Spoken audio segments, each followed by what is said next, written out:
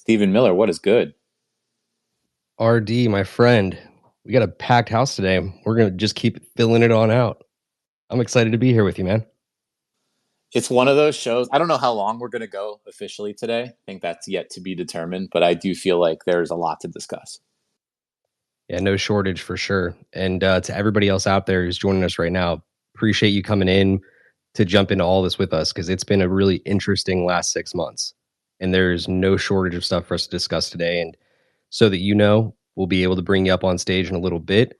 But if you would be so kind to share it out with your friends, we'd really appreciate it in the lower right-hand corner of the space. And if you have any questions, throughout the show, feel free to drop them into the replies there. I'll do my very best to kind of monitor a little bit and throw questions up here if you're not able to join us on stage. But this is going to be something special, guys. Work in progress is the name of the show. RD, how are you? How's your day just generally going? Are you excited about what's going on in the market? How are you feeling? I'm of a belief, and this is what I've been doing all year. 24 hours of art has represented to me from the jump. There's always a positive to look at. I tend to trend optimistic as an individual. I'm definitely someone I can sit there and we can talk critically. I have no issues with that whatsoever. But I like to end with a tangible positive take, right? Like wrap it all up and like let's actually go somewhere with it. And so I will say on the day to day, even on the bleakest of days, and we've seen some rough patches, and we're gonna we'll talk about that I'm sure a little bit today. But even on the bleakest of days, there are positives out there in and across digital art, and so that's really one of my broader takeaways, and that's what I try to live with on the day to day, where people ask, various questions: what should I be looking at, or is there hope out there? It's like absolutely yes, and yeah, a little bit of a rambling take to begin the day. But Stephen, I'm feeling good today. I'm feeling positive. I'm ready to get critical. I'm ready to wrap it with a pragmatic lens as well. And I want to give a quick shout out. There's a show that came out this morning. I see Brian Brinkman in the crowd. Had a chance to jam with Brian and Eli Scheinman of Proof on their inaugural episode of their podcast relaunch. And that was very, very fun. And they just debuted that at 11 a.m. Eastern today. So a little love to that show. Yeah, congrats to you guys on that. That's awesome. I know we still need, a lot more people coming into this space and creating content and putting more stuff out, and to see Proof really leaning back in is an awesome sign. It's a good sign of things to come, in my opinion. So the more that we can see that high quality content, the more we're going to be able to manage our larger attention economy. So always very eager with that sort of thing. But I hear you. I think that there's just a lot of great things in motion. And I think that's what we're going to talk about a little bit later on in the show about like what is to come, where the forecast is headed. But I definitely do think that this has been an interesting year, and it's a time where we're kind of stuck in the middle. We're trying to figure out if we're officially in bullish territory, or if we're still existing in somewhat of a bearish territory. But we'll unpack more of that in a little bit. RD, are there any general thoughts you'd like to share right off the bat before we kind of dive on in? I can inform everybody a little bit more of our agenda. Yeah, I'll go two sets of flowers, and then let's get into this thing. One set of flowers, just continue to see amazing people file in. I think this is going to be a party. I think it was kind of what we were hoping for when we had this grand concept. We've been talking this through, everybody, Stephen and I, for a little bit. We knew we wanted to collaborate on a spaces, and what better time than middle of the year. So obviously when we're talking about unpacking 6 calendar months, I just see some of the most incredible artists and builders and collectors in the entire space filing in here. And there's going to be a lot of flowers to give out throughout the show, but I thought Stephen already gave out some to you. I want to do the same. Thank you for joining us today. I hope it's useful. I want to echo what he said.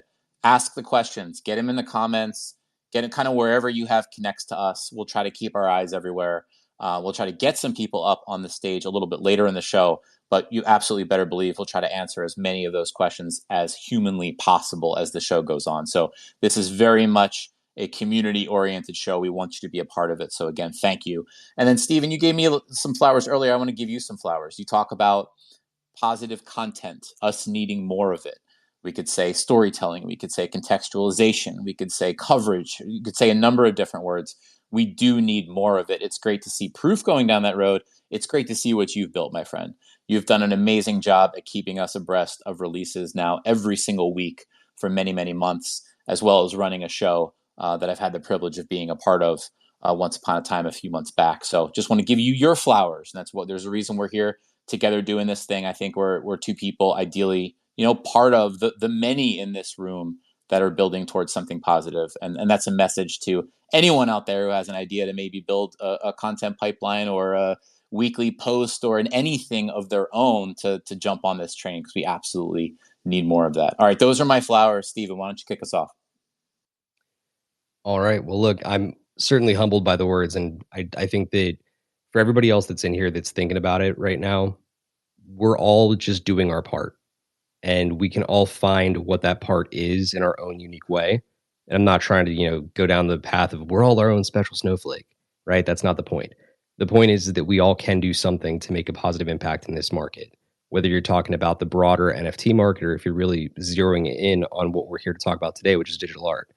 I'm just a very firm believer in that. So I'm going to keep doing my thing. RD, you've been doing your damn thing for a long time now, or at least it certainly feels that way. And it gives us a very unique perspective on the market. And I think that's what we really want to be able to share today. So for those of you that are joining us, we're grateful you're here. We've got a crazy lineup of things we want to get through today, but we also do want to answer some of your questions. So what you can look forward to across the next 60, 90 minutes, we're going to be taking you into a look into the 24/7 183 of it all, right? The mid-year mark. What can be learned from art in the first half of the year? Then we're going to take you into what I'm kind of humbly referring to as an aid to the artist, right? We're going to take a look at what's working and what's not, right? There's been no shortage of phenomenal drops this year. We're going to talk success rates. We're going to talk about some of the deeper detail of that. But from there, we're going to get into the future, right? We can always look back. We can look at the present, and then we're going to take you into the future. We're going to look at, a little bit of the uncut gems, what some of the biggest opportunities looking forward, but also what you need to be watching out for, what trends might be, emerging across the next 6. It's just a really, really fascinating time to be watching this market, and I don't think that we're going to have any shortage of big insights to share today. So I think that's where we're going to start. And RD, I'm going to toss it to you, man. I would love for you to kind of take us down the path, to get into the first 183 here. Let's go, man. So let's start with this. Time is a funny thing, is it not? Right? When we talk, we're not quite at 183 yet, right? We're approaching that half year mark. I don't know how anybody else feels that is listening to this right now. Does that feel accurate to you? Does it feel shorter? Does it feel longer? It kind of feels like both to me. And it's a very weird thing to live through. And I've talked to a lot of people who get weird time vibes. And so let me talk about what that means in terms of putting a show like this together and just reflecting on the year. I had a chance to go down to Austin, Texas and speak at Consensus, and I did a lot of the same thing there, but I'm coming today with that different take just about time, just how wonky it is. When you live through a moment in this space, and this space, the quote unquote space is also a funny thing to refer to. What that means to me is it means digital art and social media mashed together, right, into this fiery chamber where everything feels immediate, everything feels timely, everything feels like it might kick off the next big meta that is going to last forever. Oh, until the next one. Like, let's just take a trip down memory lane real quick. January 1st, 2024. That I fondly refer to as multi-chain day. What does that mean? That means on that day, we had 3 very significant releases take place across 3 different chains that would have varying moments of prominence through this year. There was Kath Samard debuting on Solana with an edition that sold out immediately. There was Rip Cash on Ordinals with his one of 64 release Swarm. There was 6529 kicking off another season of the memes on ETH. And, you may or may not know this, but every day, myself and Justin Wetch, as part of 24 Hours of Art, we create a design, and it reflects the highlights of the day. And typically there are 3 highlights per day. I marveled on that day at how funny it was to be kicking off a calendar year with 3 distinct, indisputable, and that particular 24 Hour of Art period, three indisputable highlights on three separate chains. And I thought, oh my gosh, we are in now firmly the multi-chain era that is going to define the entire year. Well, that was a season of sorts. Now wrap your minds around these seasons. We had Solana season. Some attribute that to pop punk and rubber and kind of kicking off a little bit of a season there. Didn't that feel like everything at that particular moment? We had an ordinal season. In fact, I would argue we've maybe had two individual ordinal seasons all jammed together within one calendar year. Although the one that I refer to as ordinal season was when Hardo and Floriforms was really ripping across a Saturday and Sunday with millions of dollars in volume. I distinctly remember where I was when that was happening. You could even call the Autoglyphs full set a season. There were some other historical assets being sold in and around that time period. It really felt like people were going all the way back. You had these new collectors in the space that were making waves. You had Canvas, you had R2D2, you had a lot of private brokerage type deals at that time. That felt like a mini season.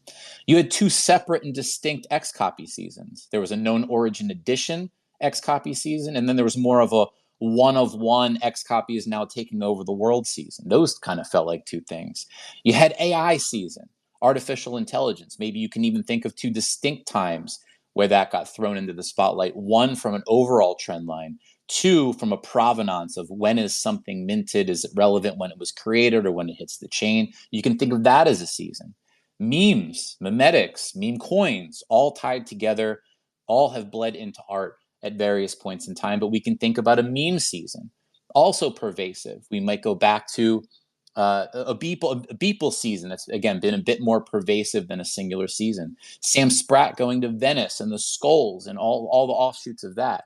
The Starry Night Capital collection having multiple Sotheby's moments as they sort of deconstruct that collection and get it out via private deals, via public auctions. We've seen multiple instances of that across this year. We've seen physicals and displays play a larger role in and across the globe.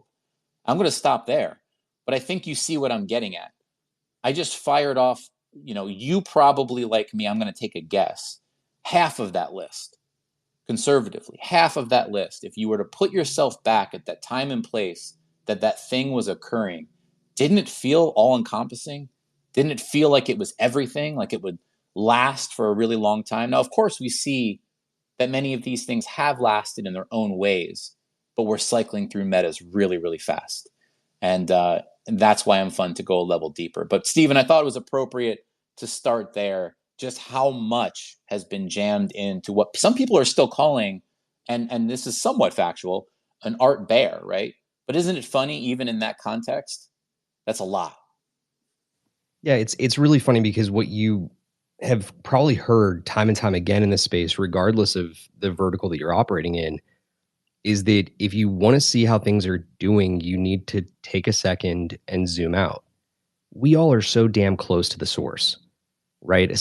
Especially you and me, right? Like we're in the data, we're in the weeds every single day. And I don't have a damn complaint about it. I love it. I really do. I think it's been a really eye-opening experience getting to see how this market is moving. But when you take the time to zoom out and you look at exactly what you just broke down, to me, that's really the testament to like we're seeing signs of maturation. We're seeing the signs of the market actually getting to the point where it's not just a speculator's game. We're starting to see, curators and exhibits that are amping things up to just a beautiful level. I mean, you brought up that Sam Spratt exhibition in Venice, right? They did such a phenomenal job with that exhibit. I mean, it was something very special from everything I saw. But you also brought up the multi chain of it all, right? We're starting to finally see some momentum across other chains, and I've got some really interesting data on that we're going to explore later on in the show. But when you talk about moments where it's like, wow, are we actually seeing this come together the way that we've all envisioned? And I think that realistically, the answer is yes. And it just gets me really excited for what's to come. Yeah, I guess you also jogged me when you were saying multi-chain. I'd be remiss to not include a theoretical season that we're also living through now with layer twos, right? Can't leave that out. We can't leave the beginning of on-chain summer on the summer solstice, by the way. Happy summer solstice, everybody. Kind of a fun day to be doing all this. But that's another one. We would throw that in. But Steven, do you want to pick a topic out of there and let's dive deep? So the first one that I do really want to hit on quickly is looking at how we've not just like the multi-chain element of like, oh yeah, no, there's drops on ETH, Bitcoin, Solana, Tezos, if you decide to still give that chain credit. Yes, I am always going to just poke fun at that chain. But jokes aside, like I think there's something to be said of these up and coming drops that are really taking the time to drop individual collections across multiple chains. And I think as it's slowly started to heat up, it's starting to actually set a new precedent. It's starting to set new trend in place. And I'm curious if you're seeing the same thing, because I can call back to Patrick Hamadon's Disobedience. I can call back to Art Jedi's collection that she dropped way early in the year that was just, I mean, it was across every single L2 on ETH. I mean, it was wild. There's just been an uptick even recently. So I kind of want to start there as much as I would love to look more at like the very present moment with things like on-chain summer with base and, you know, generative art summer over on Gamma. There's a lot of different ways to go about it, but I do really want to pick your brain on this for 1 second. Do you think that we're officially going to see a wave of more chain agnostic work where you can have access to a specific collection on L2s, L1s, and beyond going forward? Yes and no, right? I think still today, I would say that there are distinct use cases that certain ones are better at than the others. But on the flip side, I do think you're going to have some very innovative artists play with this. And you're going to see that unfold in a couple different ways. I want to give a couple shout outs right now. I want to say, within the 24 hours of art group, True Drew is someone that I credit with advancing the discussion in there. I would also throw Paper Buddha in there and Deconstruct in there, but really ahead of the game when it comes to talking through what's possible across chains. How do we think about things across chains? If something does exist in 2 different places or 5 different places, and Art Jedi, of course, I'm going to throw Art Jedi back in the flowers that I just gave out. But if something does exist in, let's say, 5 different places, what does that mean? Is that unique to a chain? Is that an overall addition count that needs to be rolled up and better explained to people in a macro sense? I think these are all interesting things to consider. Just today, talking about a release on FX Hash where the artworks actually interact with each other when put side by side. This is fascinating stuff. I believe that's called Entangled. I haven't looked all the way into it yet, but some interesting stuff to explore there.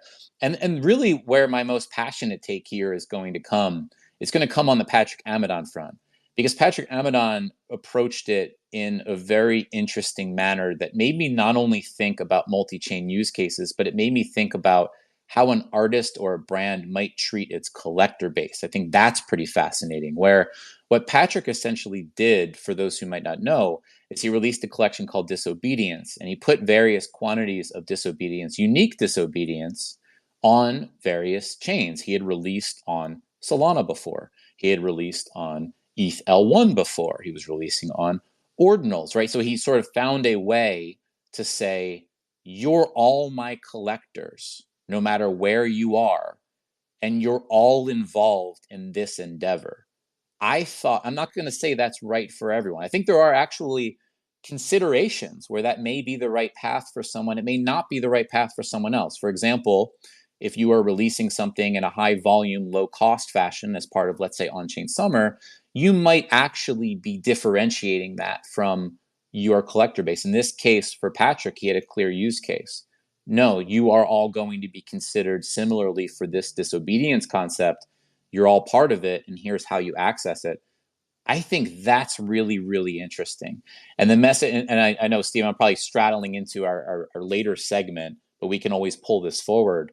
But I think that really is interesting in an advice stance. Not that the same solution is right for everyone, but it's just now that you've been here for a minute, a year, 3 years, 7 years, how do you look at your overall ecosystem?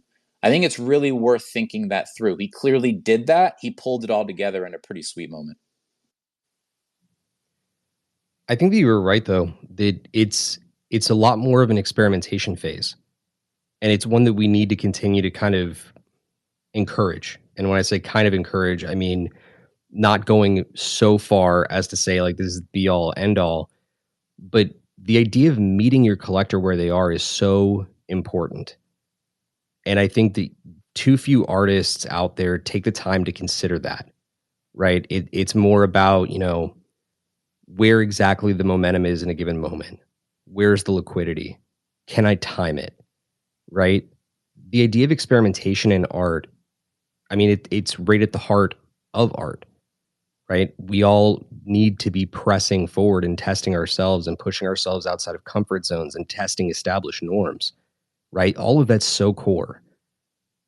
But when you look at the way that we've seen artists try to break established paradigms, like you've seen across some of these multi chain drops, it inspires the next wave. You brought up Entangled by Bjorn Stahl, which dropped today. I don't think I've ever seen anything like it. I really don't, Roger. Like, I think that that release may well set a different viewpoint and redefine the way that a lot of generative artists view the way that their works interact with each other. I mean, I think you can also make the case that you've seen that a lot within the ordinals market by, different concepts like recursion, right? Allowing a work to call back to prior work or to reference individual works from other artists or different inscriptions on chain. All of these experiments didn't take place that much prior to this year. These are all new waves. And it's a question of, are we going to see it slow, or are we just in the thick of things? Is this really the first beginnings of the next wave of our digital art renaissance here? For me, I have my answer, but like I really am curious if you think that that is the thing, this experimentation wave could be one of the things that pushes us to the next level. Yeah, maybe that's a function of we have this paradigm shift that's going on right now because liquidity is not the same as it was. And does it come back in the same way? Maybe not, right? Well, I want to talk about whether that we're going to talk a bit about release success rates and what's good and what's bad and what's ugly and what's in between. So, I think it's a really good question. So I'm going to frame it like this. I think in a slower time, we are naturally going to see more experimentation. I think it's going to lead to rapidly cycling metas. But when you do step back and put it at arm's length, what I hope we see more of is things like Entangled. Actually, it's funny. A couple of weeks ago, I've had this conversation with a few people. But when I take a step back and look at the state of things, the one thing I'm kind of surprised by, and then I feel silly for being surprised, is like I thought we'd be further along with dynamic art by now, right? And you could frame dynamic a number of different ways, but I think everyone knows approximately what I'm talking about. But I thought we'd be further along by now. When I got into the space in 2020, it immediately struck me how powerful that could be. But it takes time, right? It takes time, and one thing you can't control is time scale, and when it's time for something, and when we have the rails for something to really shine on. I think that's a big question when it comes to you saw async. RIP async art. I think near and dear to a number of our hearts who have been in the space for a minute. That's a shame. And they were a brand that was absolutely ahead of its time. And maybe they didn't have sort of the meta in their favor, the infrastructure to properly display the glory of some of the things that different artists did over on that platform. Anyway, I've gone off the rails, speaking of rails, but I'll leave you with that thought. Dynamic art, I thought would be further along, but seeing experiments like the one we just talked about today, which I think straddles that line, they're very encouraging. Yeah, I think I sit in the same camp with you. And I'm not just saying that to agree. I say that really from a perspective of like, there's a lot more that can be expanded on. But when you look at it from the top down, I think you can also make a case for artists learning to live within new constraints, right? And you can make the case that that applies to like things like liquidity and how we can, scale our own drops, right? I think that one of the more interesting observations that I've taken lately is especially on the generative art side of things, where a lot of my attention just kind of naturally gravitates. We're seeing smaller drop supplies. And I think that's definitely a response to demand.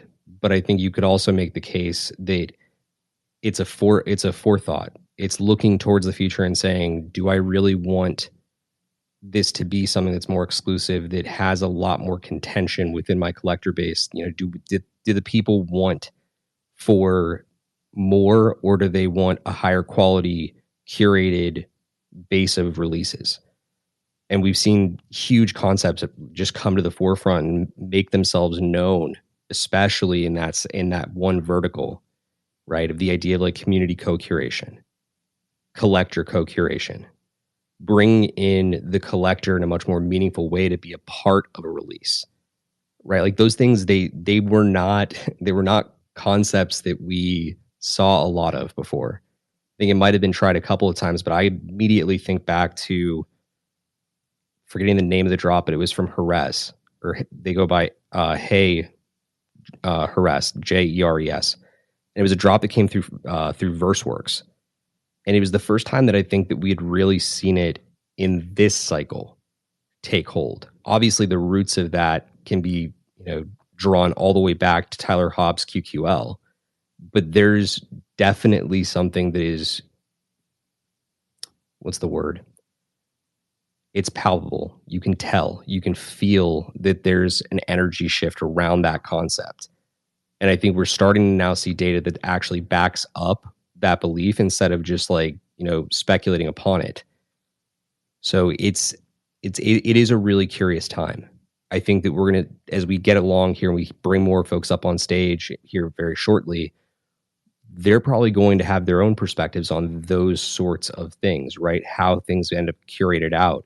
If we're seeing, a rise in the number of exhibitions and shows that pull in like one-of-one works, right? There's a lot of that going on right now. And I think that's part of the reason why we've seen such a recent uptick in one-of-one works, right? There was an entire one-of-one phase in the last art bull market, and we haven't seen anything like it since.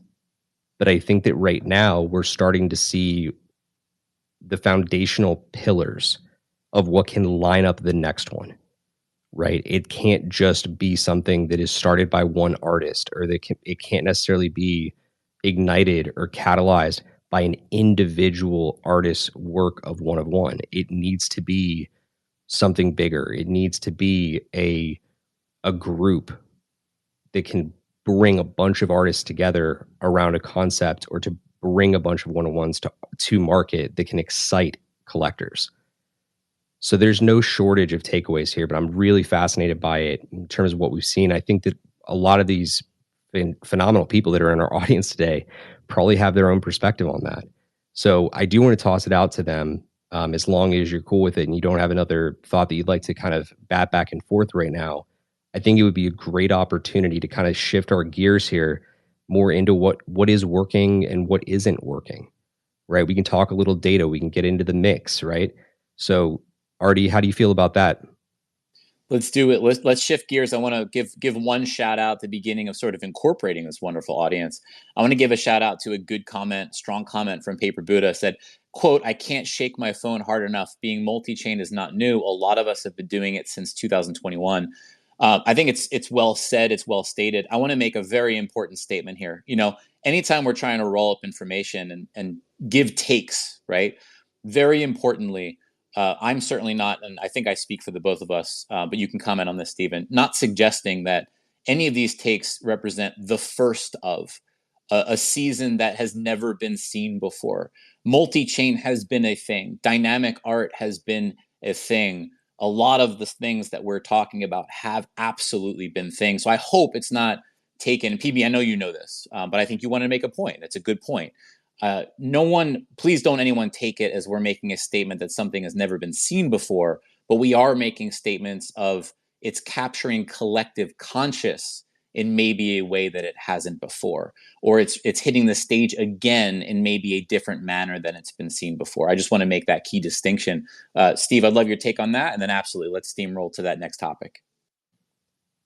I do really think that's an important clarification to make. So I'm really really glad that you said it, because it's apt, Like we're not talking about first here. We're talking about the things that are kind of coming into public consciousness. So I appreciate you clarifying on that one. Let's go ahead and open it up though. If you would like to come up on stage, you want to talk about, what's working, what's not working right now within art, regardless of vertical. We're talking about specifically digital art here, right? And we say specifically, right? That's not very specific because it's a lot of phenomenal verticals. We're talking one of one. We're talking about generative. We're talking about hand drawn. We're talking about AI, right? That's all part of this conversation. And we know that relates back to you, you in the audience. Yes, you there, right? The post wook that's coming up to stage, the paper Buddha that's coming up, right? It's those individuals. It's you down there, Chris, Pindar, Seneca, Ed Balloon, just phenomenal artists in the mix right now. And this is your opportunity to come up here and allow us all to reflect together on what's working and what's not, because we can all become a lot better together by sharing these things that we've learned across the last 6. So I would love to toss it on over first and foremost to somebody who had a beautiful drop hit market today. And that, of course, is Postwook.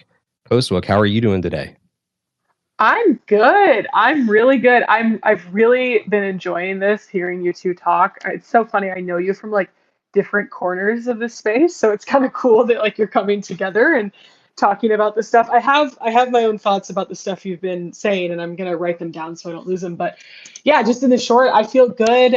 We've got 55 out of 100 spoken for, which feels absolutely amazing. And they're coming in really consistently. And I'm just really happy to get this work into the hands of people who really want it. It feels really good. So yeah, I'm doing good. I love, Steve, if you don't mind, can I lead with this? Please. So, I mean, number one, I think everyone should check it out in terms of the level of thoughtfulness and concept. But actually, in the spirit of the mid-year review and sort of what's working and what's not, Postbook, I'd love to ask you. I think you, Steve, when we were talking about this a little bit off air, we're talking about. Let me frame this better. We're talking about sort of what's necessary for a mid to larger scale release now versus maybe at another point in time.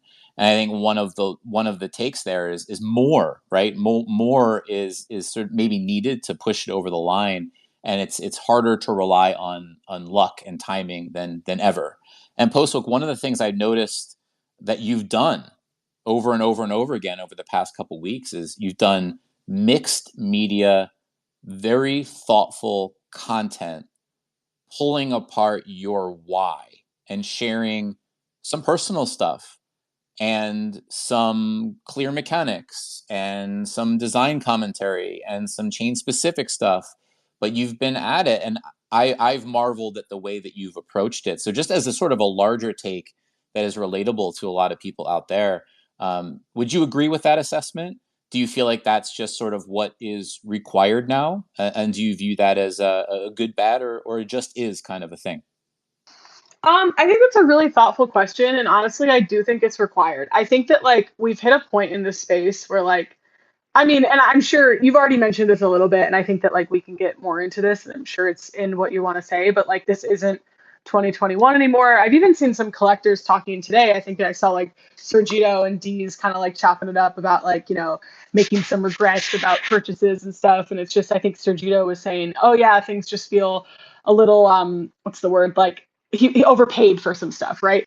And I just think that like, yeah, like 2021 was a lot. And I think even outside of this space, like I say this to people that aren't in this space, if something really life-changing didn't happen to you in 2021, doesn't matter what it was, you didn't do 2021 right. Like good, bad, ugly, like that year was just magnetic, right? And I think that times like that don't really come around often. And that's not even just in this art market. I mean, like interest rates were super low, like everything was just, everyone was outside and happy and traveling. Like it was a really dynamic year.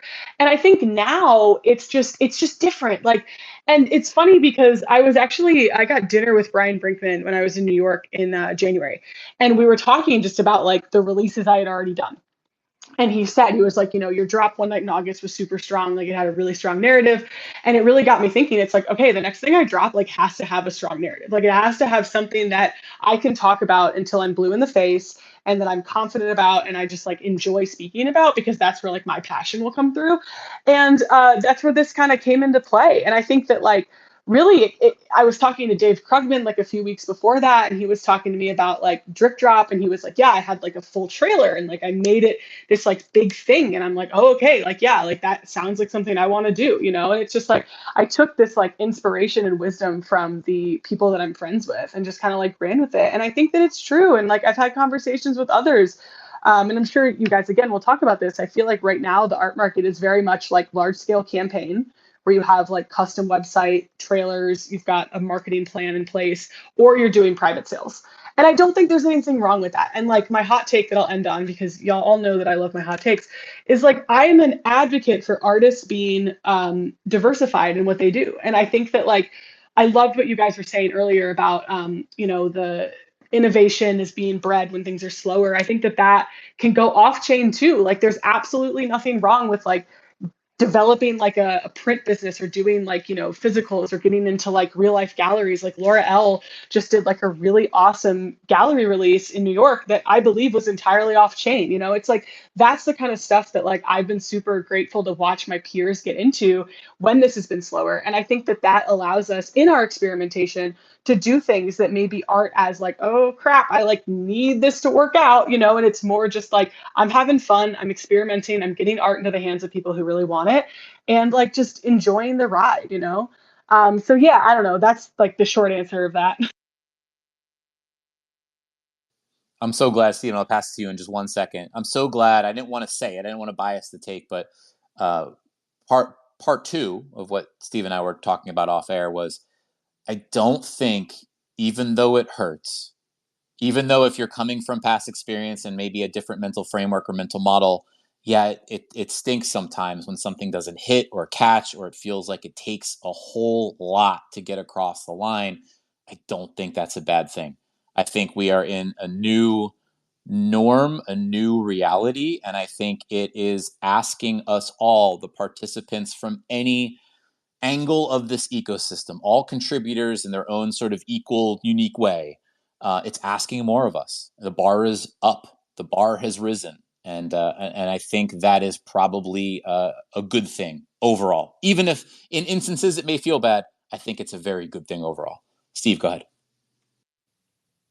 Yeah, so look, we just brought up a bunch of people up to the stage, so I do want to make sure that we kind of set some guardrails for ourselves here, just so that everybody is kind of on same note before we go forward. And I apologize to kind of derail for 2 seconds here, but if you have a thought you want to add in at any time, just toss up a hand. I just want to make sure I'm respectful to whoever wants to be able to dive in. We will make sure that we turn it over to you that way. But on the other side of things, should have set this up, right from the jump. This is meant to be a very community focused space, right? Providing a ton of deep insights to what it is that's going on and what we're noticing and what's working and what's not. So with that in mind, if you do want to come up to stage, please do your best not to shill. Of course, Postwook did not do any of that. I just want to make sure that everybody is kind of on the same page here. So no sweat on that side of things. I think that you guys had a lot of really good points in there. And I think one thing that I did want to echo just for a brief moment, and that's the artists out there that are trying so hard for this to be their individual livelihood and for them to actually be a full-time artist, right? For those individuals, I think one of the biggest lessons that I've been able to absorb across the last 6 months has been just the fact that like, you cannot just rely on a single source. And you're right. Like we have seen that. We've seen a massive uptick in the prioritization of doing physical the right way, right? Like that's been an immense thing on its own. We've seen Avant Art just get like real creative with it, right? They're doing just brilliant work over there. So I would be thinking about how can I get physical? How can I get outside of my own box? And how can I break the comfort zone of just trying to rely on passive releases, right? RD and I had a moment before the call talking about passivity and how the fact that we're maturing beyond that in a really, really incredible way right now. So we may dive into that in a little bit, more detail in a little bit. But we got a lot of hands to get to. We got a lot of people on the request that I want to make sure we give some time to. So let's toss it on over to Paper Buddha. Paper Buddha, how are you doing today, and what's on your mind? Mic check, mic check. Can you hear me? Loud and clear. My goodness, this is the longest I've held my tongue, trying to like jump in and be a part of the conversation, but I'm trying to follow rules and not, raise my hand and all that. But yeah, great to be here. I think that it's survival of the fittest time. Definitely the bar has been raised. I see all kinds of marketing efforts being put into successful drops, whether that's like Trevor Jones, Postwook, just kind of all of the homies throughout are putting a ton of effort into it. And, shout out to those of us that are doing it in the real world. We've got to throw these events. Like I've put myself on tour. I know that I hit a plateau personally, just to share with the room. I hit a plateau with my art, and I really couldn't sell anymore without taking the show on the road and getting in front of people and throwing the parties and showing the lifestyle, crypto as a lifestyle.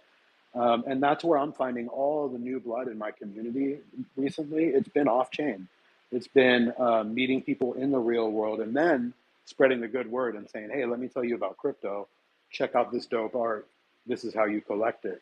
And so it's quite literally like feet on the street for me, getting out there and onboarding the lunch lady, right? And so I've seen all kinds of different ways that people are moving, and it's definitely the artists that are having success right now are building the community, whether it be digital, whether it be in the real world, and really just it's a numbers game. I've seen how Natasha's been moving for the last couple of weeks, and it's very much high touch, one on one, hitting people up, non-stop work, right? And it wasn't like that in 21.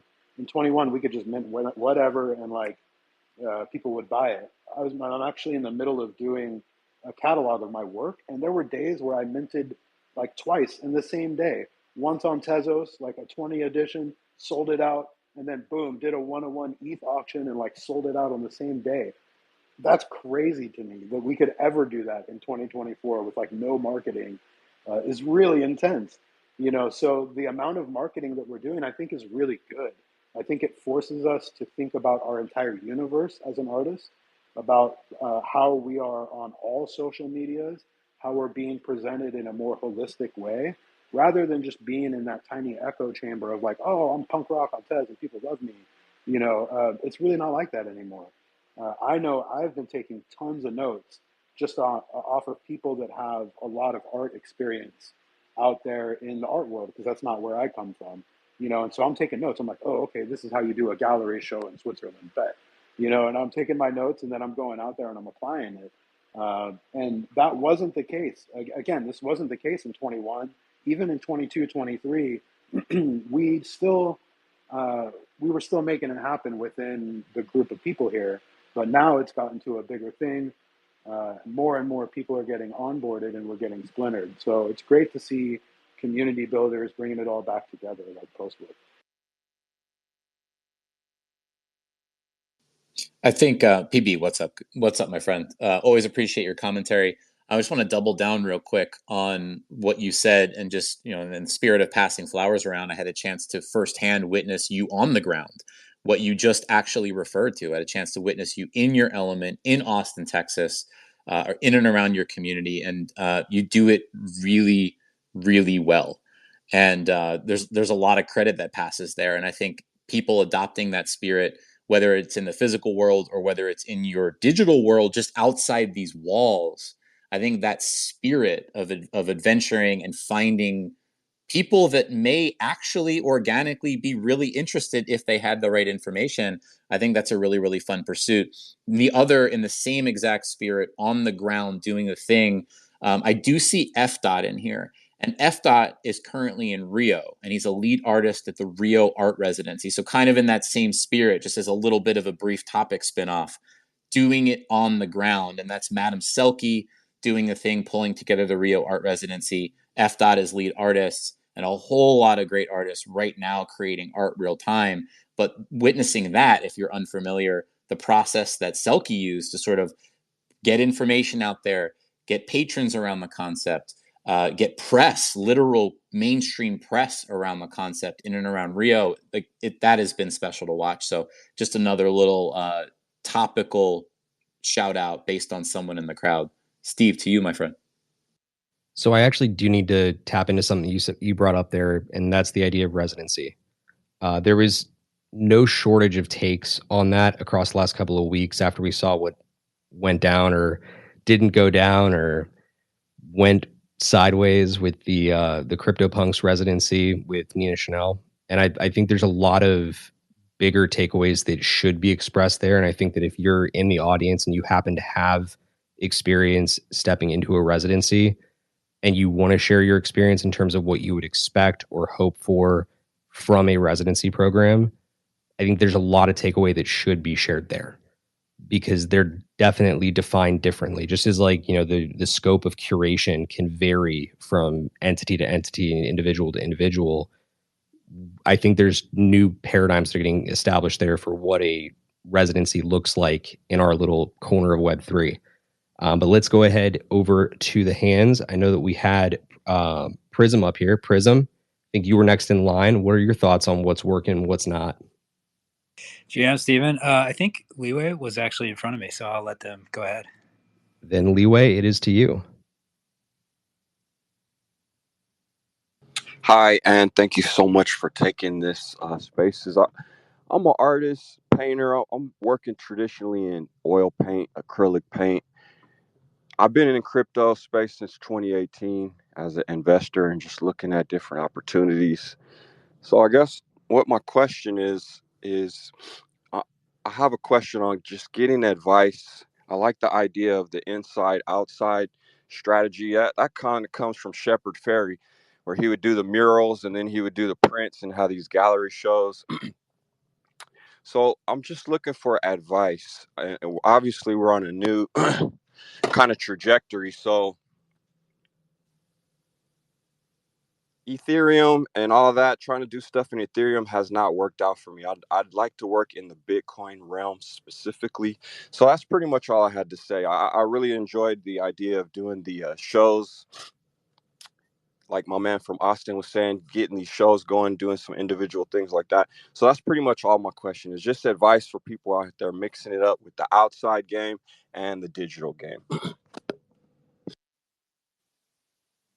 So there's actually a number of artists that I could immediately think to on stage that are mixing it up that may be able to answer this best. Because for all the things that we've observed, RD and I are not, the actual artists in the room. That's you, right? So for those that are actually doing the damn thing, so to speak, would anybody like to take that question? I know that Paper Buddha, you had spoken on it. Postbook, I know you're well versed. Witters, I know you as well have a ton on that, because you're doing so much in the physical realm as well.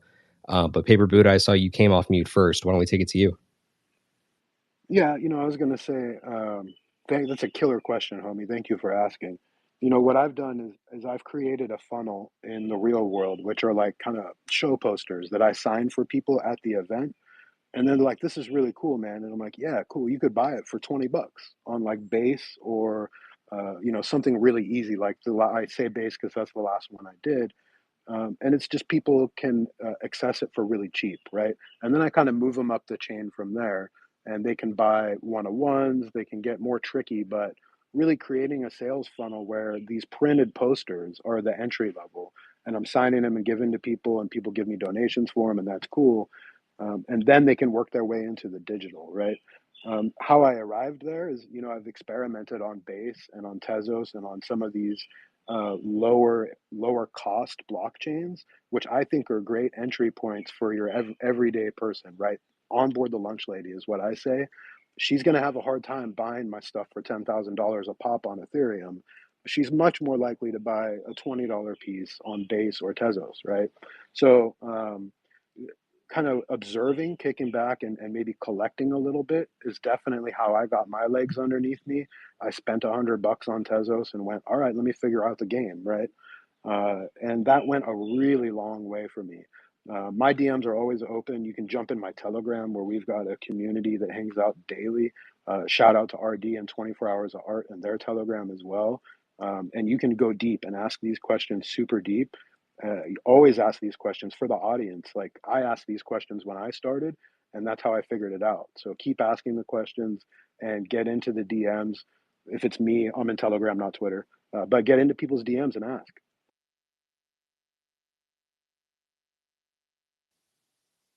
Leeway, did that answer your question? Yes, it did very much, and I appreciate that. You guys keep grinding, so I'm here to learn. Thanks. Awesome. Thank you for coming up with that question, man. Appreciate it. Let's go ahead over like we were in our order here. Let's take it to Prism, and then we will continue to cycle through the hands for a little bit on continuing with what is working, what's not, and what these observations can teach us. So, Prism, floor is yours. Yep, thanks for having me up. I was before Ed, so I'll go ahead and go right now, so he can chill. No, no, I want to go back to what do you say? He was laughing at you. Yeah, so going back to a few of the things we were talking about that I think are sort of pillars for the next stage of where this space is going.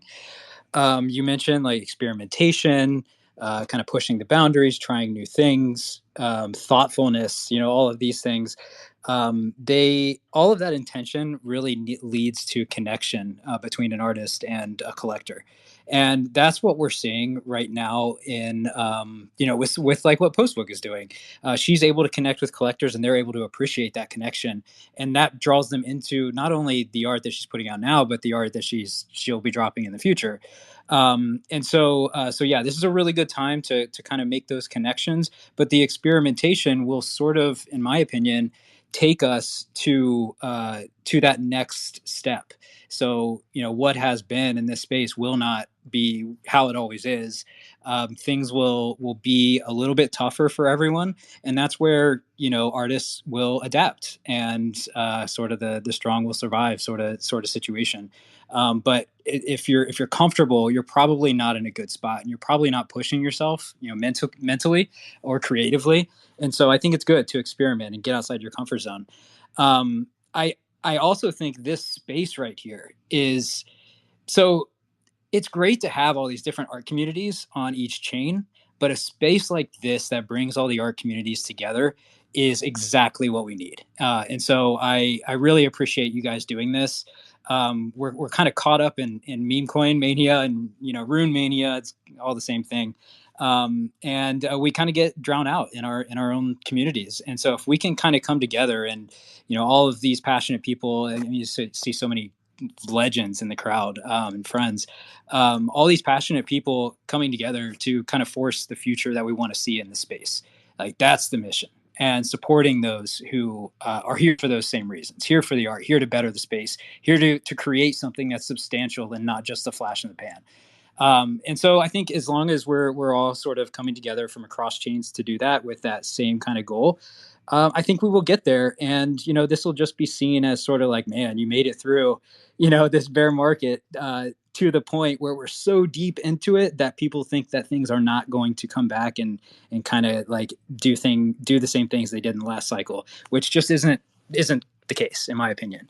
And so we're at that point now. We're at max fear on art, and so keep pushing through. You made it this far.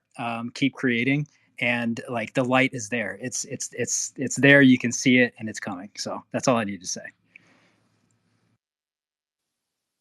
Definitely some good input there. And Prism, I appreciate you. You guys have done some really phenomenal work for the space and are continuing to propel artists forward over a counterfeit. So much appreciation to you.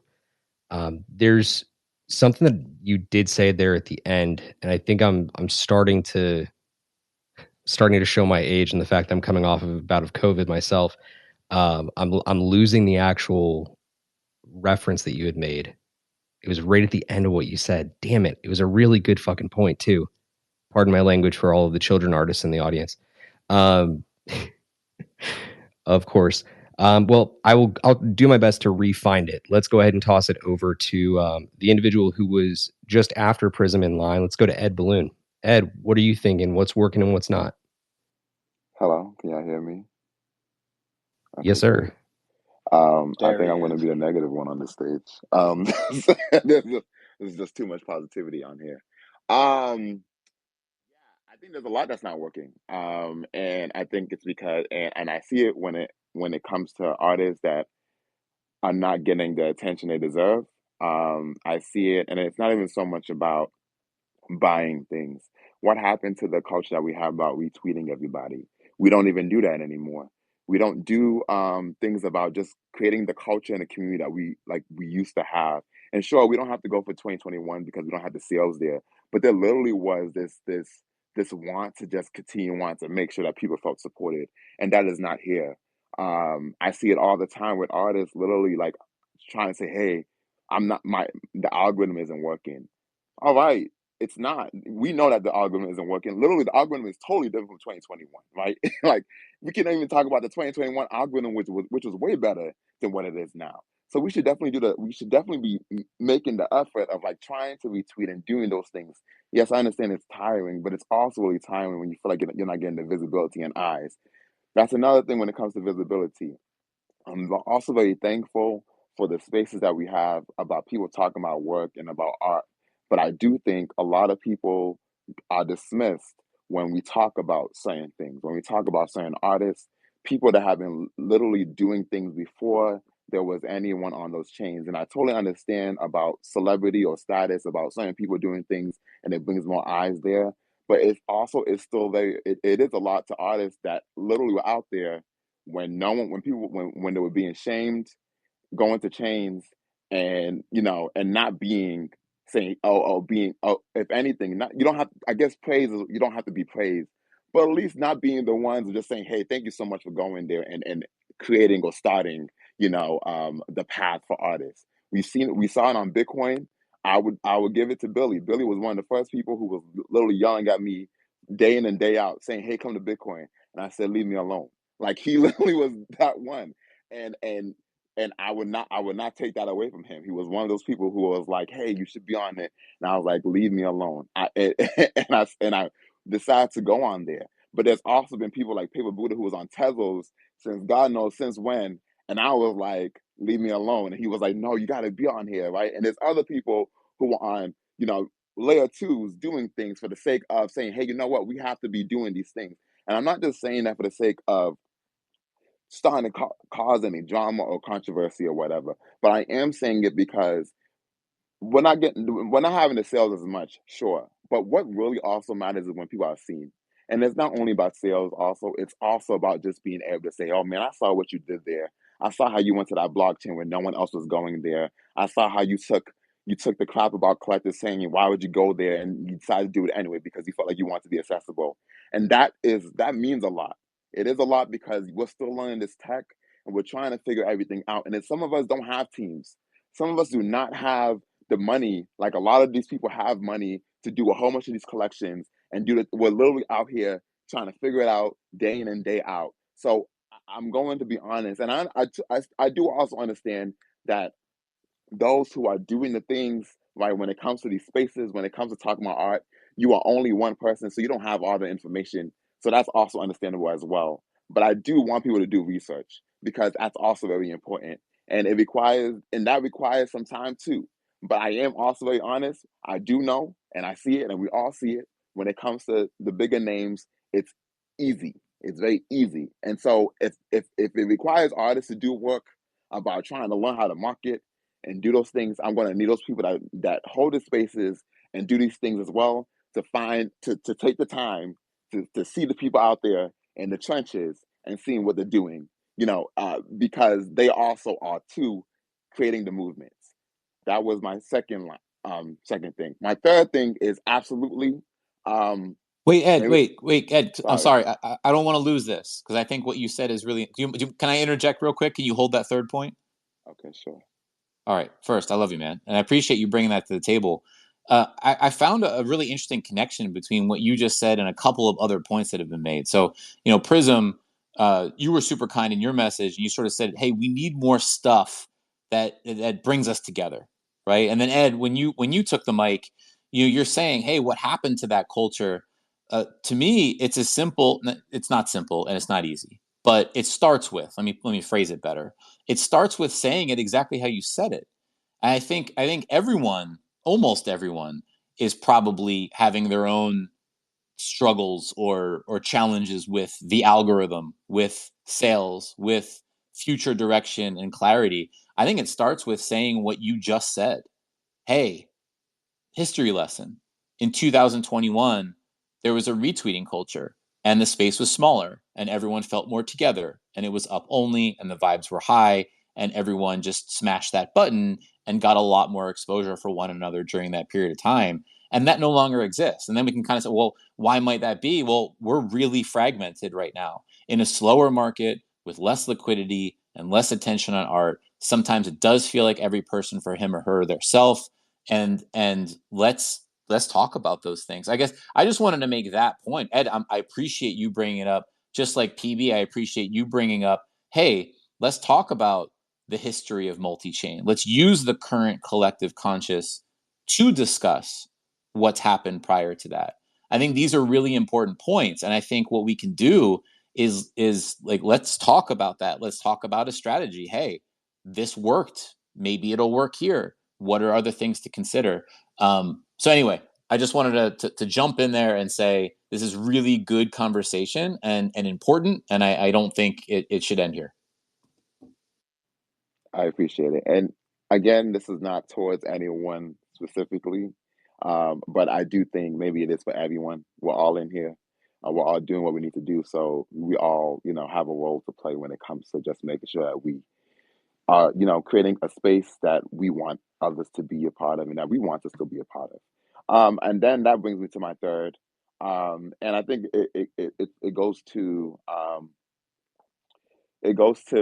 maybe it's something that's just for me, but I do think I still don't see enough when it comes to representation, and I don't know how I'm going to be able to fix it. I'm just going to continue on to try, but I do think, like, I think after 2021 and maybe parts of 2022, I took a seat back, or I tried to take myself away because I just wanted to see other things, and I think. Um, Unfortunately, I just can't. I don't think I have that opportunity or that privilege to not um, be out here in the trenches and fight and continue on to figure out ways, because I don't know. I just think there needs to be way more things. Things need to happen, and they're not happening. And I'm not sure if people saw anything about the Kendrick Lamar concert that happened last night on Juneteenth, but that was very inspiring for me. And it just also showed me, like, what we're missing in this space culturally. How What's so important is the art, and the sales are louder. And, like, he did this incredible concert, and it was literally music. People are there. We are celebrating art. That is there. And tickets probably were X amount of money, whatever. But people were there celebrating that. And I think for me is we need to find ways to also bring that same energy here, especially if we're early, right? If we're early, that should be at the forefront. It shouldn't even be, the finances and sales and stuff like that, because that is not the culture. And so I need to just come back, and I don't know how I'm going to do it because it is very exhausting and tiring. But I think that's just something for me, and maybe of those who are in this audience as well, if there's something that you think about as well, maybe to also think about. But that is something that's also been on my heart, of just trying to figure out how to continue on to cultivate culture here, because I think 2021 it wasn't fully here, but there was more hope, and then there was a huge decline for everything, and I think it's just something that I need to, like, try to do, and I've been trying, but in behind the scenes, but I think I need to be more in front. Um, and that's also, and that's not to say that those who have been doing things and who have been supporting are not. It's just, I think I need to also be more engaged, and I don't know how I'm going to do it, but it's something that I just feel like it needs to come back, because I'm seeing it just seems a little too empty for me. And I think when that happens, it makes it very difficult for me to want to be in this space, right? When you feel like, oh, why am I, I just think I've been finding myself questioning, why am I here a little bit too much?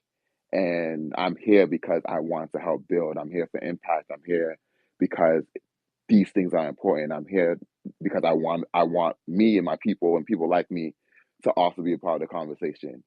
But that requires, sometimes having to deal with these punches a lot, and having to deal with these barriers. And so, with that being said, I just think I have to continue on to fight and figure out ways to make it easier. Which it won't be so easy, but yeah, that is it for me on that end. Thank you, Ed. I think it's a really, really good set of notes to actually have and to share here.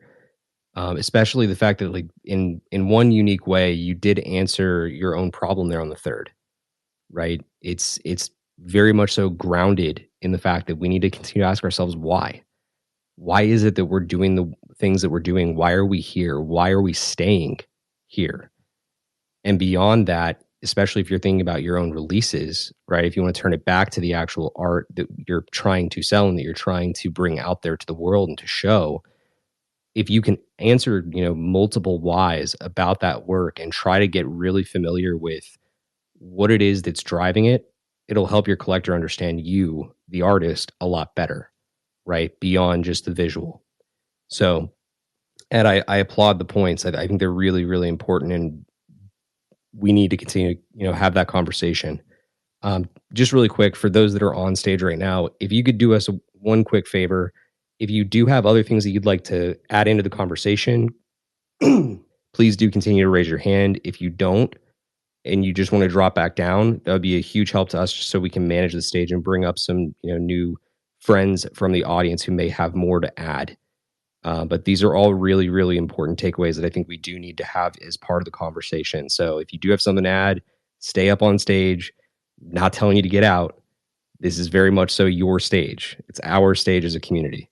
So let's go next over to, I can't remember who exactly was next. I'm going to jump ball it and guess that it was Tantan. So Tantan, I'm going to toss it to you. What do you have to say in terms of what's working, what's not, and what your thoughts are on where we've come? I think like before me it was Bitters, then me. If I'm not wrong. So I'll let like Witters go first. That was the exact jump ball that I was referring to. I couldn't remember if it was Tantan or if it was Witters, but if you're gonna, defer the floor to Witters, we'll give it on over to Witters. Witters, what's on your mind? Thank you, Tan darling. I have to run and pick up my daughter, so I'm just gonna say this really fast. To Leeway, if you're thinking about Bitcoin, it's a greater like financial feasibility problem that you're gonna have to kind of not only budget but come to realization with whatever type of art. If it makes sense, then like totally do that. And then for what I've seen is um, consensus behind just art in general, not even a specific artist or like one over the other or like who's successful, who's not.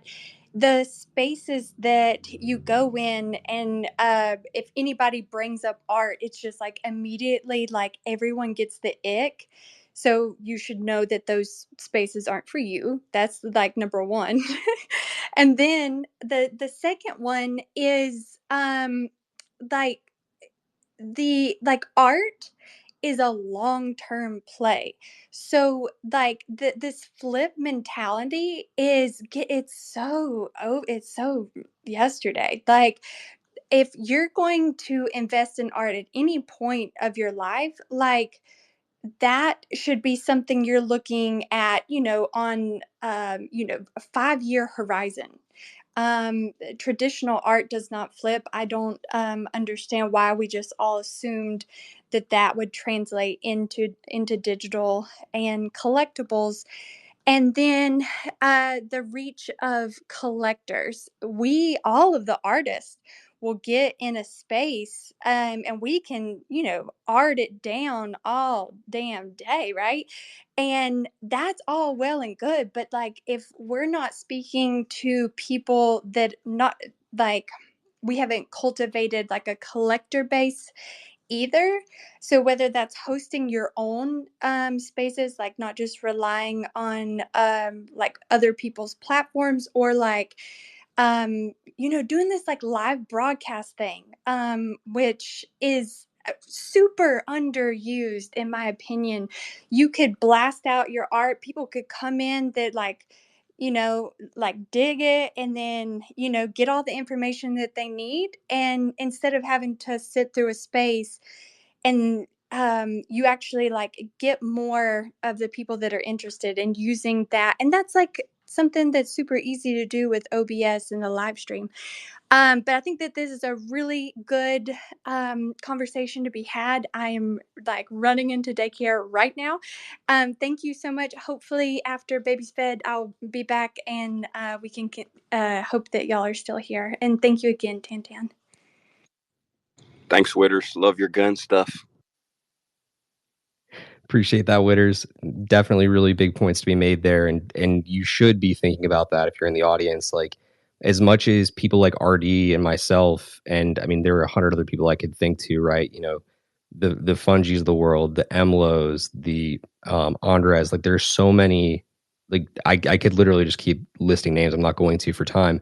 But the point that you were driving towards there of you can rely on other people's platforms, and we want to give you that platform, right? Like that's the entire purpose of my Tuesday night space is I want to give artists a bigger platform, right? To show their stuff, to talk about their work, to tell the story, right? There's a reason why we do the things we do here. But you should be thinking about how it can take it another step beyond that. How can you cultivate your collector community, and how can you continue to make sure people are engaged in it? Right? That's part of the attention economics we have to manage here day in and day out. So very important points. Let's send it on back over to Tantan. Tantan, what are you thinking? Can you guys hear me, right? Hopefully. Hopefully 100%. everything's right. Okay, so I was thinking, I think if you're like comparing everything to the last cycle and even like traditional markets, there is something to be said about artists saturating their market. As an artist, you need to like, there was this narrative like last cycle, oh, you can produce like as much work as you can make all you want. I feel like having like, minting and like putting it on sale, is like a different thing. And I feel like as artists, I don't think I'm like saying that you should like limit yourself. I think artists are allowed to have like an accessible piece, right, that provides like an entry point for like a wider audience to collect. Smaller editions tend to be like less accessible due to higher price points or whatever. So I feel there the act of like introducing an accessible piece but not to like oversaturate your market played a big part in artists who still have a market after like that cycle. And there was something important that Witters said about art being a long-term play. Historically, like, art has always been undervalued at the time it was created.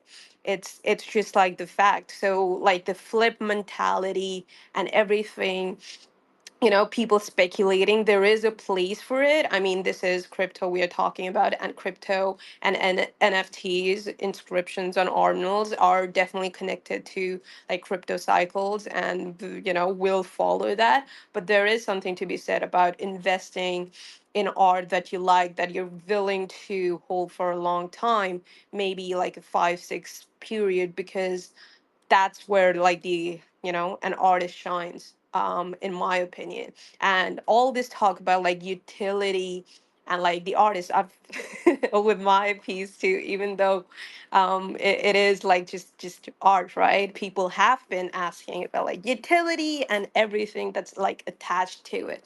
But I feel like art has like intrinsic value on its own. So yeah, like that would be my point. Hopefully I wasn't too rambly. If I apologize, but Nah, thank you for Tantan, letting me. you absolutely landed the plane. You did great. So don't question yourself.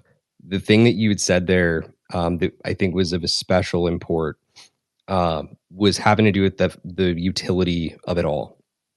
We went through a weird phase. I want to say it was back. Actually, it was. I know exactly when it was. It was immediately following pop punk's release of Rubber, where all of a sudden we started to hear a lot more rumblings about the utility of art and how artists need to be providing more opportunities for their collectors beyond their own artwork. There is something of that, right? There is something to be said there, but I'm not sure that I would put that in the category of utility. What I mean, every the best. I'm sorry. Go ahead. Go ahead. No, it's all good. The point that I was going to drive to there before we move things forward, and I do need to make sure I throw it back over to RD because RD has, I'm sure, plenty of thoughts on the utility side of things. The thing that I've continued to try and impress upon, the people that listen to me, who give me that time of day, is that the only utility of art is to evoke emotion. Period. That's where it begins. That's where it ends. That's what art is about. So for those of you that are thinking about, the utility of your artwork, if you can add to that, that's beautiful. That's great. But that's your call. Ultimately, the baseline that we all need to sit with is that the utility of art is to truly evoke emotion in the viewer, and especially from the artist's perspective. So, Tantan, did you have a response to that, or was that more or less part of your point? That was more or less part of my point. Thank you for reiterating. Thank you. Appreciate it, Steve. For sure, Tantan. RD, I want to toss it to you, man. What are you hearing? What are you thinking about what we've got from feedback so far? I'm enjoying this. This is the part where we get multiple voices on, and I'm enjoying the sort of interplay between some of the people on stage. We have so many hands up, and I think we had originally planned to close this at half past. I'm open to staying a bit after that if you are. Not too long. We'll figure it out. We will figure it out. But in the interest of making sure the voices get heard, I would love, Steve, do you have the next order? Do you have somebody in mind that you saw next? So I definitely did, and then they left the stage. So I'm going to toss that one over to you, my friend. You can take the authority of selecting our next speaker. Okay, it's roughly the next order of operation that I saw. It's going to be, off by one max, but we're going to get to everybody. Let's go with Chun Li. Chun, how are you? Hey, hey. Wait, did I come up first before these guys? Because I felt like I came out later than them. Hello, can you hear Go me? with it. Go with Okay, it. thanks, RD and Steve. Okay, this is a brief. This is my own experience in the past few months. So what's been working? Okay, what's not working first is the exhibitions. People can see them, but people don't do anything about it. I'm talking about shows in non-Web3 spaces, non-Web3 audiences. They don't know what to do. They like something, but they're very confused about why is there no physical copy in this.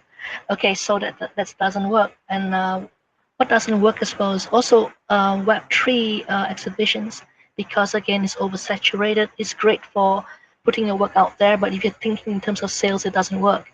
And I've been having a bit of a dilemma right now about what I'm doing here, because what really worked in terms of sales was the meme cards by 6529. I was invited to do one. I did one, and bloody hell, that brought in quite a bit of dough, and that makes me question about what it is that I'm really doing here. Do I just want to continue doing art, or do I want to service the degens and stuff like that? Because there seems to be where the money is. Okay, and that's about it. Okay, back to you guys.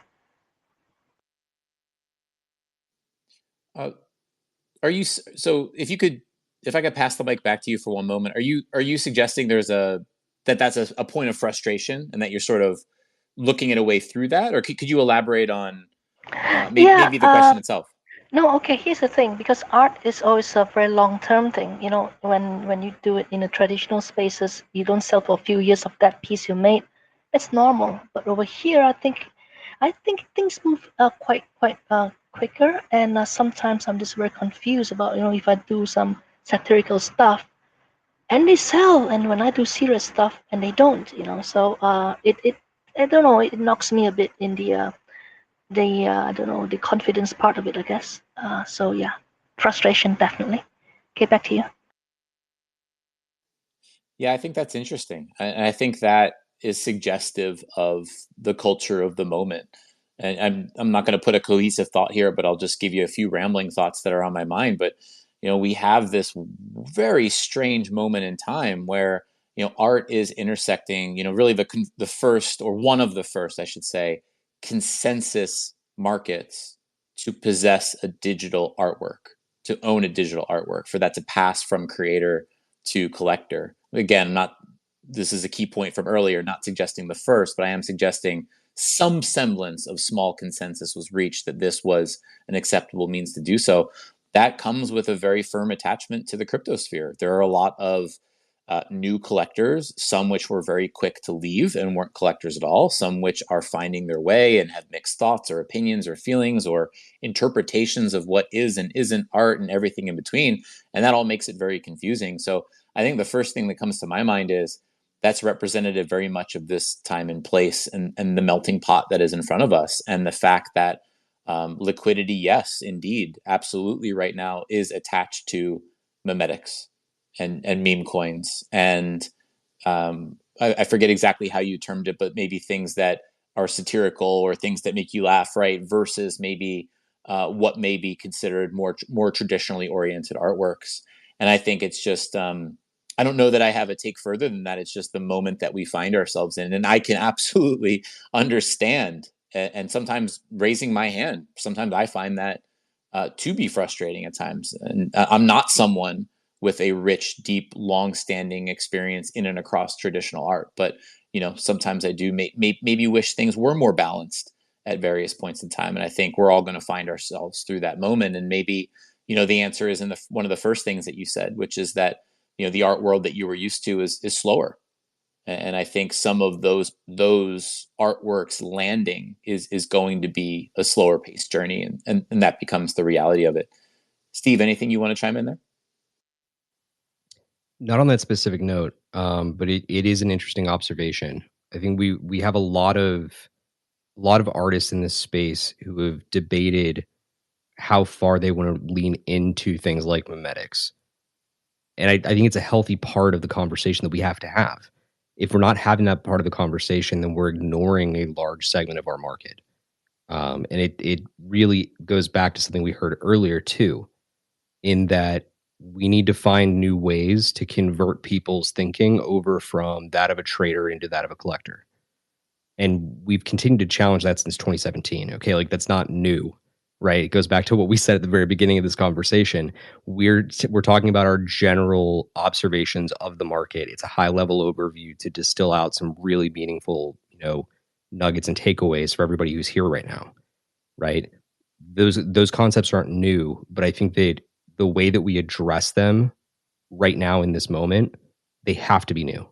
We have to be thinking about new ways to address it, because clearly, like, we have a lot of work to do in that regard. So I'm very much so with you on that. I think it's an interesting set of observation there. But RD, who did you have coming next? Because I believe you had another hand in mind. You're putting me on the spot. I think. Yes, I am. Let's go with Ben. Let's go with Ben. I think, Ben, you had commented in and wanted to pose a question coming from, I think, as you put it, outside the space. Yes, GM, everyone. Thanks for having me here. Amazing space. First of all, I just want to say that I appreciate, like, as somebody that is not as knowledgeable on art, seeing all of you coming together and caring so much about art in Web3, and even ways to onboard people through this avenue of art by the many comments we heard in the space so far. My question or just thought that I wanted to put out there was along the lines a lot of the discussions and the frustrations shared by the artists here, which is, for me, just as an observer that is not as knowledgeable on art, I see that the medium through which a lot of viral ideas, including art and other thought-provoking things, are sharing the world nowadays. They go through this memetics medium, like, although I'm not knowledgeable on art, it reminds me of centuries ago when things changed and they started doing arts on panels. Again, it changed. They started doing oil paintings on some other materials, so on and so forth, and things evolved. But after the internet and the digital age, I think there was the introduction of like this different medium of distribution, all digital. You don't have that physical experience anymore a lot of times, but also you have this polarization of attention. Like, it's hard to get exposure on this day and age at times, I believe. Just looking at also musical artists, for instance, not just other artists that do visual things, right? So thinking about this and even the mimetic nature of the space, and let's be honest, the degen nature of Web3, what could be the ways that we could somehow bring this together? I bet many of y'all already thought about this, and maybe there is no perfect answer. But I just wonder about an answer on this direction because I don't like seeing this thing as Camp A versus Camp B versus Camp C. I just believe that is super challenging. It can be frustrating. I I totally agree with that part. But like I still believe that there might be a path in which all of this is brought together because what you guys are doing, even though the gens give way more attention to token power codes, that shit is not gonna last not even 6 months, but your art is gonna last forever. So I guess we might as well just have that discussion on the direction of how could these be brought together and make the distribution and the way we make artists known in the space and all that be in tune with the culture of the people that are in this space and our ability to absorb information and art because to be fair we are degens, we cannot appreciate as much things as people knowledgeable about art are, but nonetheless, I think there is potential in bringing all of these together, making the culture more mixed up and making it bigger in a way. I don't know if I'm expressing myself the right way, but yeah. Can I just interject there a bit? Because what is this? I want to put it this way. I think some art collectors out there who are just all about art, they are also degens in their own way. They degen on art. So not so much different, I guess. This is a different thing they degen on about. Okay, anyway, back to you guys. Sorry. I think it's a really interesting topic. And my first thought is, do they belong together? Question mark. My answer to that is maybe sometimes, definitely not always. So, I don't know that I don't know how much of an answer that is in and of itself, but productively, where do I want to go with that?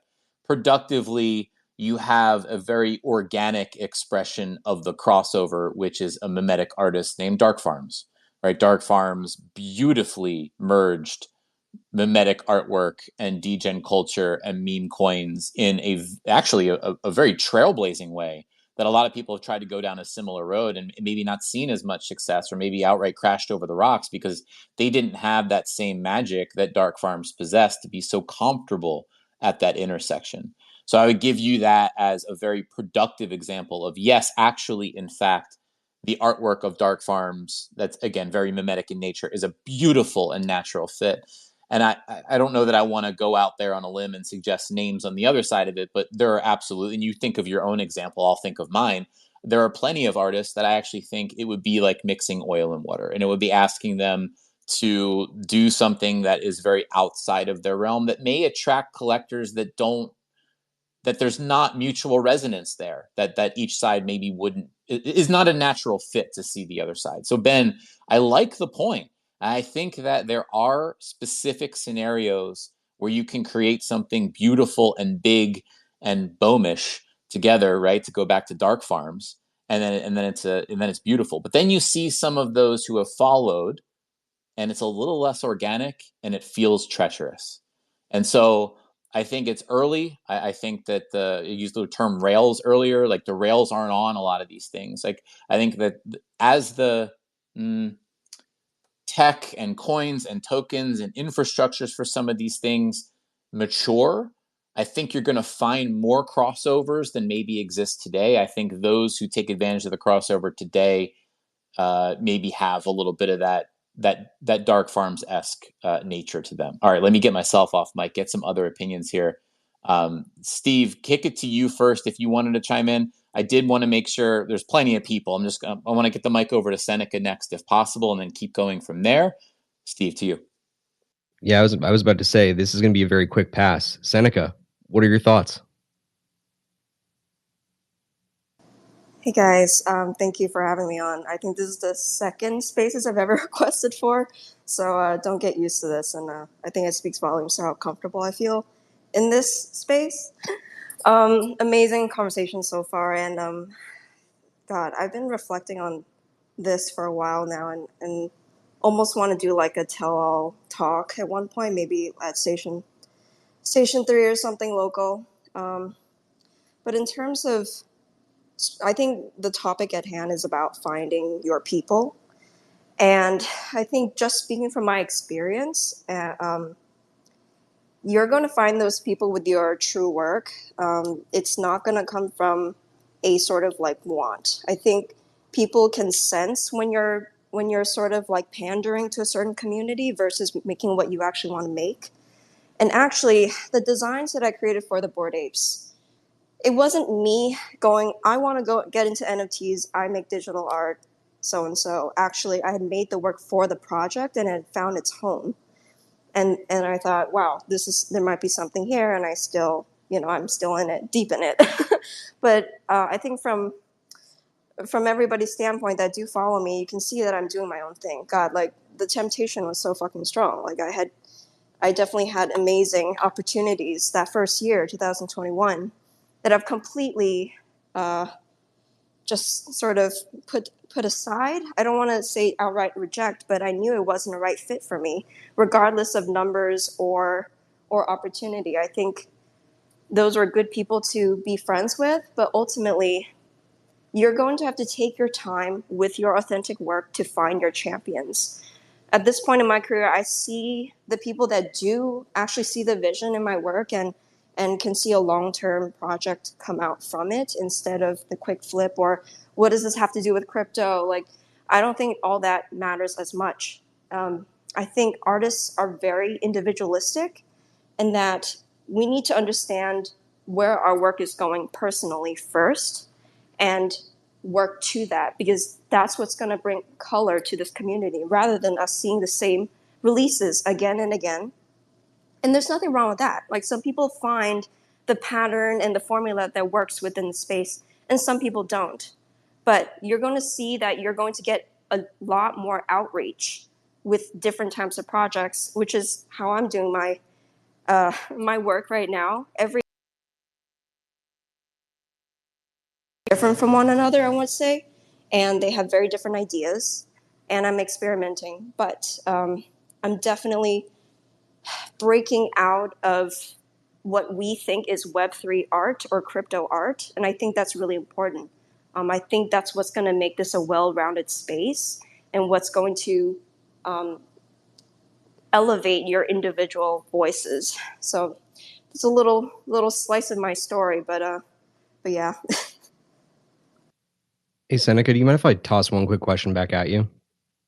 Yeah, sure. When you talk about breaking outside of that mold of what we've already established is Web3 or what we're thinking is established as Web3, what comes to mind as like paths that people should consider exploring to arrive at a place that breaks that mold? Okay, so I think you can start with looking at your idols, looking at your inspirations, see what paths they've taken, and take from it little pieces that intrigue you or make sense for the project. So for example, I do digital painting and design, but I also do traditional painting, and I also do I do some comic work, and I love playing around with sound and installation. And all those could branch into many different ideas and projects. If you're really starting from scratch, and I guess this is what I would advise students, at least is the advice that I got when I was a student, is to try everything, see what your idols do, try those things. You're going to see very quickly what works and what doesn't. The key is to accept and grit your teeth and work through the quote unquote failures and see them as steps to progress. Because, the folks that you think are mega successful, they've had many, many, missteps and have taken their L's. But that doesn't matter because one project informs the other, one body of work informs the other. Really great points there. And I appreciate you answering that question. I think there was something that I wanted to tap into with it that is really important for people to think about. And it's not a direct echoing, but it's similar. You'll see. there was a friend of mine in the space that recently had some very, very intense criticism on the timeline, and it shook them. It absolutely shook them. And they came to me and they were wondering, what the hell did I do to deserve that? Like, what in the world is going on with this? And the more that I looked at it, and the advice that I came back to was similar to what you were talking about there, Seneca. It's the fact that we all need to question our sounding boards and maybe think to ourselves a little bit about the people that we give our trust to. With who we decide to align and who we decide to trust. There's a lot of things that can be found from those individuals. And I think the biggest of them is constructive criticism. But at the same time, it allows us to continue to build and better our work before we ever get to the point of release, right? If you see these different works coming out to market, I imagine that this is not the case for all artists in the room, but in fact, for some, a lot of it has gone through very rigorous critique in the background. And if you want your art to resonate and you want that art to tell the story that you are envisioning it is at the end of the day, you should actually think about how it's being received, not just how you are communicating, right? Or the message that you're aiming for. Because if you're aiming for a certain message and that message isn't being received by your target audience or the people that you choose to share your work with, then there is a detachment there. There is something that's not in line. So I would just be thinking a little bit about that and how that plays into the point that you were making, Seneca, because it is a powerful point. It's really important for people to hear. So I appreciate you taking the time to share that.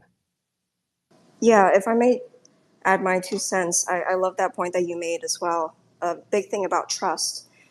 I can't say too much here, maybe again in the talk in the future, but you're going to realize really quickly who actually believes in your work and who doesn't. And I was speaking, or I had hung out with this major curator from a museum, and we spoke for 6 hours over sangrias. And I had told him that I took a long time to build my basically 2-3 person team that I really trust and are my confidants, and some of them had suggestions for strategies on where to place me, because sometimes as an artist you see things through an isolated telescope. You're just like honed in on your tunnel vision, so you need a little bit of assist there. But I had repeated those strategies to this curator, and he goes, I'm not really sure if those are good big opportunities to take if you can get them, but also I can very clearly see you know what you're doing. Like, I can see that you know the next steps for you, and they're just there to aid in that.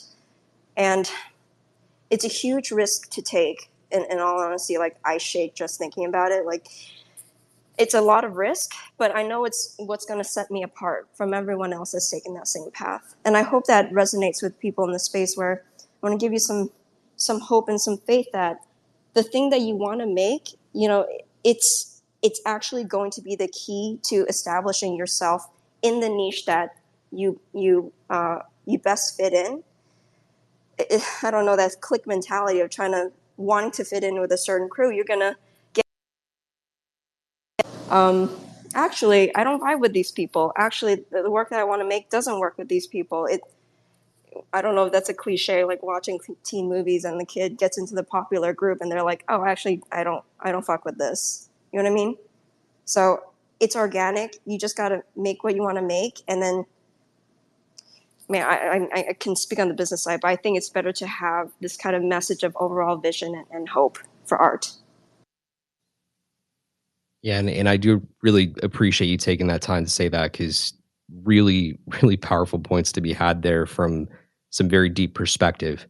Yeah, I'm honestly just really blown away right now, RD. Like, there's been so many great points that have been brought to stage today, and like when we talk about what was originally envisioned for this conversation about work in progress and being retrospective about the year to this point, there are a lot of lessons to be had within 6 months' time, but there's also just as much a ton of lessons that we've heard today brought to stage that have been arrived at over time, right? These are not every single one of these artists came into the space in 23. Not all of them came in 22. We all have our unique story. And these are really fascinating takeaways that I think people will find a lot of value in if they can take the time to listen back through this recording. Because honest to God, man, like I think we're really arriving at something that's super valuable here. So I hope that the collectors and the artists in our audience are really taking the time to take inventory of that and take some notes for themselves. Because I'm really impressed with the people that we've heard from today so far.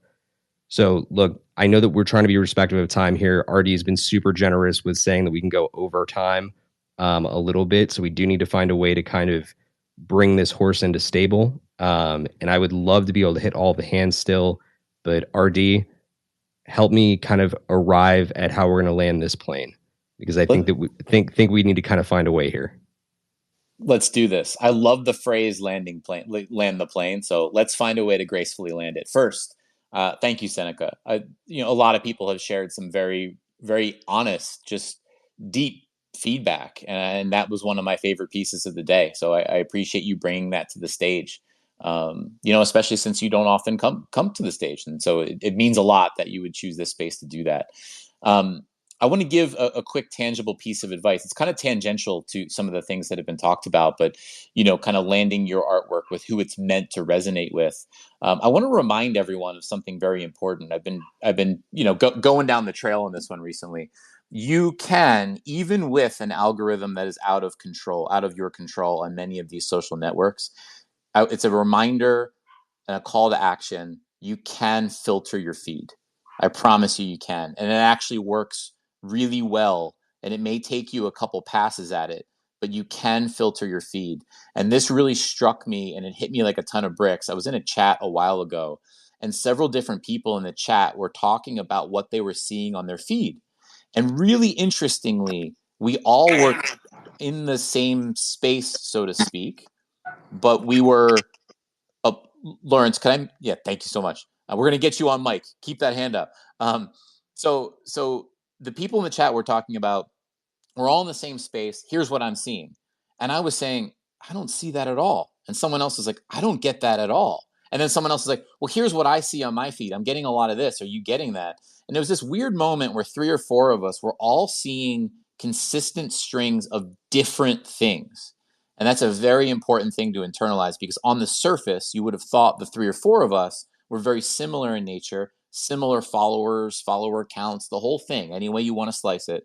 And really what it comes down to, not necessarily going out there and blocking anybody, but, follows and unfollows and mutes and lists. Lists is a big one. And you can apply that to a number of different social networks, not just X or Twitter. You can think about that from the, cleaning your Discord up, which maybe you haven't done since 2021. Note to self. You can think about from the telegrams you're in, from the WhatsApp communications you have open. So you name it, Instagram, and on and on and on. It's just a proactive reminder. Filter your feed, because sometimes, again, the point I made earlier, this quote unquote space that we are in is the digital art medium and marketplace mashed up with fast moving, noisy social media. And that can work for you, and it can work against you, and it can work in between. So it's a little call to action I just got fired up to give everyone. Okay, now in the interest of landing the plane, I'm very fond of a concept called the lightning round. The lightning round is one of my favorite things. And so in the interest of giving multiple voices and hands some airtime, I'm suggesting that we pass this mic around, and we go with, a little bit of an order of operation of who we've seen on stage. If we get it wrong by one, don't worry. We're going to get to everyone who has their hand raised now or is on stage now that we haven't heard from. We will get to. But if we could keep it to approximately, give or take, a minute-ish, should give you a time to make a really solid point. And then we can pass it on down the line, or if someone's really passionate, especially you, Steve, we'll make sure we get some follow-up thoughts on that. But with that and landing the plane, why don't we, in the spirit of action, pass it right to Carrie. Carrie, how are you? I'm doing well. Gosh, I've got so many notes. I should have, interrupted at the very beginning of me coming in. Anyways, I'll consolidate it best I can into your minute. I don't think I can. Anyways, languaging, positioning your thoughts, what's your mindset? I'm just going to bullet point it instead of adjective it. remember that 2000, many years ago, more than 2000, 10,000, cave paintings.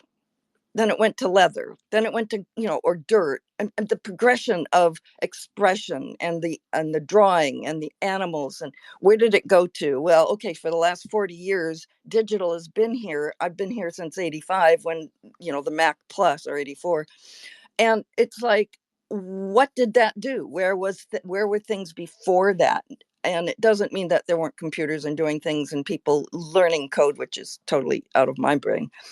So I think what I find most disturbing, traditional art, real world. We are the real world. Okay, this is just my opinion. We are the real world. Traditional art, and I'm sorry, I'm a traditional artist, but I made a living in advertising for 40 years. And was that traditional? Did I draw? What did I do? I still used my creativity. So do you define, we go down rabbit holes. How many rabbit holes are there? Art is a big rabbit hole. What is art? Well, we're all art. Everything that we are doing, as a royal we, is art. We speak, we're arting. I wake up, I brush my hair, I'm arting. So here we are arting. I have a habit of going broad here because I've lived a long time. I've done this a long time. And it's like, there are all parts. Like, I see what we're doing here as just another process, another medium. AI is another medium. Just a category. Like, I do ceramics, or I do assemblage, or I do collage, or I do oil paintings, or I do acrylics. It's just one more tool in my box. I love memes because they're the comedy, and I love dark. What was it? Dark Farms. I love what his that we have this ability to take this expression out of ourselves and put it into it. I remember in the 90s when I started getting into video, or exploring the possibility of doing video, because I couldn't understand the program, so I left that away. But I loved when I first saw my first animated GIF. It was like, oh, how do you make that? So I figured out how to make it. But I left because there were so many other things that I was learning in my life that left. But that little animated GIF grew and grew and grew. And now you see the expansion into animated programs. Programs that animate the three-dimensional. And then we're into all the other. And then you throw in crypto. And then whole mess, because there. I don't know if staying with art is the way to do it. I think I've taken enough notes to make at least 40 rooms, that you could that would have conversations to speak on things. And it's like each one's a rabbit hole. And the lady that just spoke, I forget her name. Um, it, the finding what works for you. Like right now, I'm working on technique. I want to figure out more about my animated GIF, because I still don't get even that Procreate Animate program. My brain just doesn't go there after my TBI. So it's like, what parts of your life can you put into the art? And I put on the comments of the room a notice. I I used to have a website. I used to make books for artists, and their process and thoughts. And I also did a lot of curation. So there was a resources page, and I put a link there that it's for the gallery world, the museum world, the grants and residencies world. Look at what we've got now today with digital. We have events, we have television, we have Times Square, we have everything, and it's not just digital, it's not just physical, it's not just the combination of both, which digital or something, people don't like that word. So just from my point of view, don't get hung up too much. Just as that nice lady had said, the one who did the apes,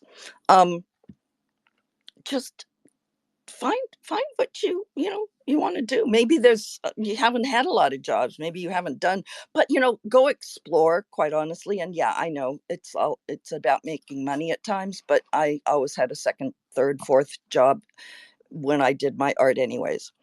That's my thoughts. I'll always have a thought, and I have lots more. I didn't get to say it all, and I took more than 1 minute. I'm sorry. Carrie, thank you so much. And you nailed it. That was Seneca. That was, I mean, I don't, Thank you, yes, Seneca. I would encourage, please do check the resource that Carrie put in the comments. If you're interested in that. Carrie, you've given us enough rabbit holes. Stephen, I think one thing we can agree upon is we have to do this again. And I don't think we're going to wait a half a year to do it again. So I think let's collaborate on maybe at least making it a quarterly engagement. If you are game, my friend. But Steve, I'm going to put you on the spot. Please pass the mic to the next hand that you saw. Absolutely. And look, I do want to make sure we reinforce something to everybody here in the audience, and RD, we'll talk afterward about doing it quarterly, because I'm so down. This has been such an amazing space. To those hands that we need to address, the one ask and reminder is it's a lightning round, but if you've ever taken like long capture photography of lightning, we're not asking for a long exposure, right? let's get to the lightning. You got a minute. Let's play ball. So I'm going to toss it. Don't be like Carrie was. I'm going to go ahead and toss it on over to my good friend, Black. Black, what are your thoughts? Let's bring some lightning into the conversation. Yes, sir. Yes, sir. I just want to say, number one, thank you guys for hosting this space. It's been an honor to just hear all the amazing stories and just the culture of art. I feel very positive about where we're headed. And, just exactly what Carrie was saying, I feel like art is exactly what the artist makes it. And, it's an honor and a pleasure just to be able to be up here on the stage and share my experiences through the lessons that you learn. As a medical student, you're always kind of just like, man, where's the time? Where's the time? And for me, just to have the time right now to be up on the stage and join you guys, it's a pleasure. For me, when we want to talk about Midyear, we're 2024, and it was just a couple months ago when I was starting my second semester of med school. Really had no idea like what was going to happen in the year. And next thing I know, there's the Sotheby's rare sat auction for old rare black sat. And I just am like, fuck it, I'm going to spend 3.9 Bitcoin on this crazy black sat. And next thing you know, a couple months later, here we are now doing a little bit of work with Bitcoin mining. I just think that, as an artist, I started with just $800 last year in the summer. Sorry for the shaky voice, but I just think that, when you want to talk about art is the expression that, you can take your voice and your message and you can really elevate it to wherever you want it to be. Your passion can really shine through, and you can do it alongside any other profession. It can be whether you want to be a doctor or whether you're simply working construction. Everything matters, and everybody has a voice that can be heard and that can be used to spread your message through your art in a way that benefits others. For me, my art is about anytime someone collects my art, it's like they're joining my family. They get a one-on-one holder call, and I think that that's the culture. You have to speak to the people that collect your art. You have to get, and as the big theme is getting those reactions. When someone says, "Oh my God, your art is scary," I love it. And I just think that that's what you live for as an artist. And I'm happy to see that in this mid-year review, all that emotion, all that culture has been able to been shown in the light because we really needed it. So I just want to thank everybody for their time, and thank you for having me. Well said, Black.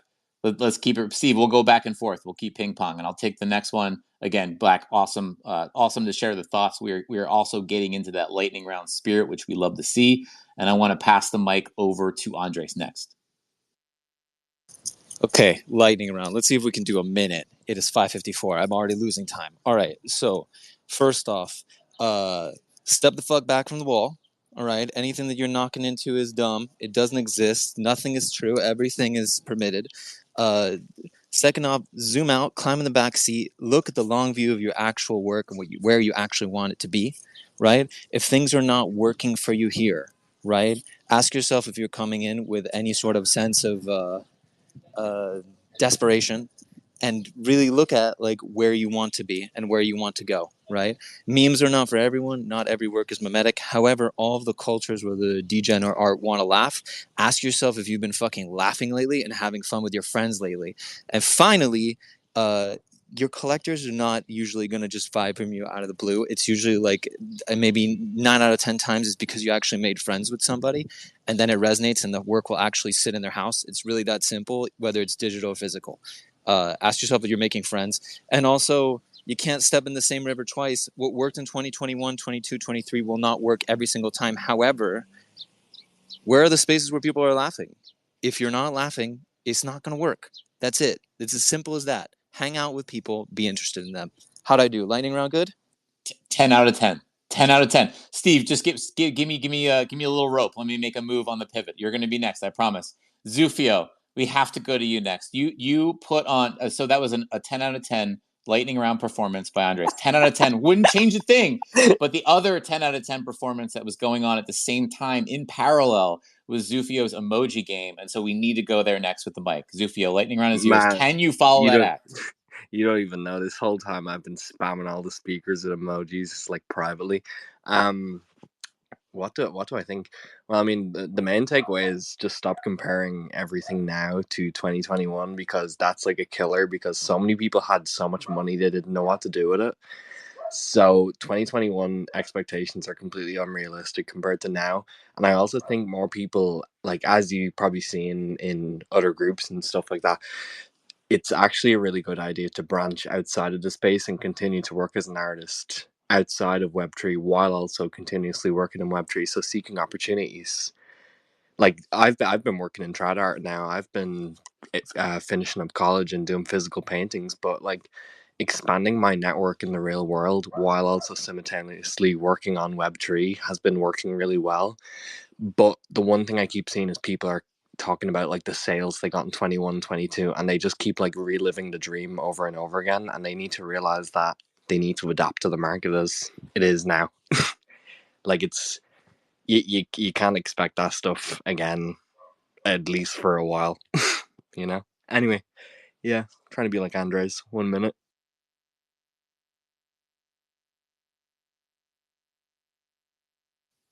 It was brilliant. And honestly, you hit the minute right on the head. So I appreciate that, Zufio. Thank you for the points. And again, appreciate you for coming through with a strong emoji game. To the Nah, other, nah. Everyone needs to up their emoji games for real. I I'm gonna let you in on a little secret. Sometimes if I'm in a space and you see like me doing stuff like this or stuff like this, I'm actually playing rock paper scissors with someone in the space. Because like sometimes I like listening to people, but sometimes like I got ADHD. I need something else to do. So I love the little game of rock paper scissors. So just if anyone's ever interested, I'm up for it. oh God, that's a really good point. Well, guys, I think we've got a couple more hands to hit. I know that we have a couple other speakers on stage who we've not heard from. So to those speakers that are on stage that we've not yet heard from, if you do have a comment, throw your hand up quickly, but we are not going to accept other people up to stage at this immediate moment. Let's go ahead and take it on over to Paper Buddha. Paper Buddha, what is your lightning round comment, sir? Lightning round comment. Ed Balloon, I see you, homie. I've been waiting to say this, and I hear exactly what you're saying. There's too much fucking raisins in the potato salad. A lot of us are out here building that community. I'm one of those people that is constantly fucking slept on. And I use that to fuel me to move me further and to raise my own bar and say I need to do better marketing of myself. I need to get out in front of people more. And my art, is meant to be inclusive. And so I build an inclusive community. And I think there are other people like me out there. And if you like go check the video, you'll see the diversity, right? And we need more of that. We need to represent everybody. And so the more that we can do that, the better off we'll be. And I think that this space right here is a really great beginning of that. We've got everybody from all walks of life, degen, art, all different skin colors. I'm blue, so it's a beautiful thing to see everybody here in one space. And I hope we get to do a lot more of this together. Completely agree. And I think that your point is super on point, right? We do see you. And honestly, we all need to do better when it comes to recognizing that. I'm going to make my final point on that later on in the show, when I get to the opportunity to make a wrap comment. Let's go ahead and take it on over to Lawrence. Lawrence, how are you doing, and what is your thought that you'd like to add to the lightning round? Hi. Well, first, sorry about my mic before. I didn't realize it was on. Sorry, RD. I would not be such a bad house guest as to do that. um, so yeah, I'm loving this whole conversation as the concepts of sort of, I guess, what is trendy or what is trending in the moment versus what is, I guess, more traditional or universal, and that has to be a very individual thing for each artist. Some people are great with things that are trendy, and other people are great with what is more essential to them. And that has to be. And sometimes, it's you can lean, you can bend in between the two. At the moment, I'm working on something that, um, so I know is very experimental. And I mean, more to that point, I sort of created a piece actually in Lisbon about, because I've witnessed firsthand that someone who is a king in one of those fields may not be, may be a pauper in another. Um, and one thing I'm working on for July is an exhibition, with probably the most traditional gallery in New York when it comes to painting, and definitely one of the most established galleries, called Arcadia Contemporary. Definitely one of the most traditional galleries, I think, thus far to have ventured into NFTs. I remember speaking to them for years, and the gallery owner was saying to me, um, every time I would bump into him at LA Art Fair, they would have the front booth, as you'd walk in the door, and I would tell him about, I was collaborating with a few of his painters, and he was like, "No, it's great. We're just never going to show digital art. We're just so traditional in what we do." And lo and behold, they're going to be at the forefront of digital art, I think, in July, or a first mover in digital art, with this exhibition collaborating with one of their painters, Kezia Tabajak. And so I don't know what my take on it is, other than it's an experiment, and um, I'm looking forward to see how it unfolds. I don't really know yet. Um, but yeah. Love the whole conversation about traditionalism and trends. Thanks, guys. Cheers. Thank you, Lawrence. Appreciate your thoughts. Always, you're always welcome up on these stages, man. I've always had a great pleasure in speaking with you. Let's take it on over to Isma. Isma, how are you doing, and what thoughts would you like to share with the audience? Hi, Steven. Thanks. Can you hear me well? Yes, sir. Fantastic. Yes, there are two things I'd like to share. The first one is inclusivity, and that's something that Ed brought up earlier. And I have to say that I very much agree that I think we're less and less inclusive in the space, and it's something that I see. I think Nina Chanel's exhibition in a major institution upstate New York was symbolic of this. I feel that the response to that was quite aggressive and violent. And we have like a major artist exhibiting um, in a mixed media approach in a major institution upstate New York, and I was there during the that opening. It was amazing. Now, whether we like or we don't like the outcome doesn't matter, but at least we have people taking inspiration from some landmark collections in our space and doing something with it and actually onboarding and expanding the community. And I think that's great. So for me, inclusivity, being from Morocco, I think is something important.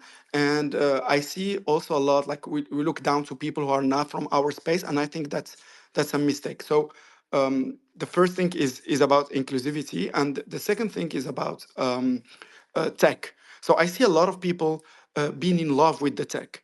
And to me, I see the tech as a medium, as an extra medium of expression, whether it's generative art, whether it's AI, and so on. It's just an extra medium. What, as an artist, do you want to say? What story do you want to tell? What's your creative vision? And how you express it is just how you express it. But at the end of the day, it's about emotions. It's about inspiration. And to me, that's why, as you know, my concept at Tram is about merging craftsmanship with tech, because I feel with physical pieces and craftsmanship, I can convey those emotions. And with the amazing artists that we work with, one of them is here, Martin Grasser, went to Venice and did handcrafted mirrors. So I think let's focus about the story, let's focus about the creative vision, and tech should be like the other layers that we can get to afterwards. But we're not going to get more people excited, and we're not going to trigger more emotions with just talking about the tech itself. I'm done. Great points there, Isma. Appreciate you taking the time to come up. I know it's super late for you. So the fact that you stuck around means the world, man. So thank you. All right. Steve, I request a lightning round point. Go for it, RD. Thank you. I'm breaking all the rules around here. Ride the lightning, my friend. Go for it. Okay. Lightning round. I really I enjoy those 2 points that you just made, and I want to respond to the first one there. And you referenced specifically Nina and some of the response, and I want to key in on the response. I'm a big believer that we have a very aggressive vocal minority in this space right now. What I mean when I say minority is just numbers, right? The number of people who are very vocal and sometimes aggressively negative about something. It's part of the culture. We may find that unfortunate, but it's also the reality of it. And when you're talking about, a lot of people who may have more reasonable things to say, oftentimes their predilection is to leave the conversation and to say, okay, I don't want to spend my time here. That's not me. I don't want to be involved in this conversation. I'm out. And so what we're left with is an imbalance of voices. And by the way, it's not sort of an excuse. Actually, it's unfortunate to the point that I think, like, I personally want to step up more in certain moments like that, and let voices be heard a little bit more than that in those moments.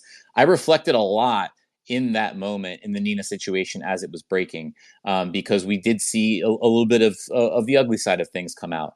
And I just want everyone to remember that. I think there are a lot more reasonable voices and a lot more constructive voices and a lot more art-centric voices than you might believe in certain moments. Anyway, Steve, I'm off. That's my lightning round point.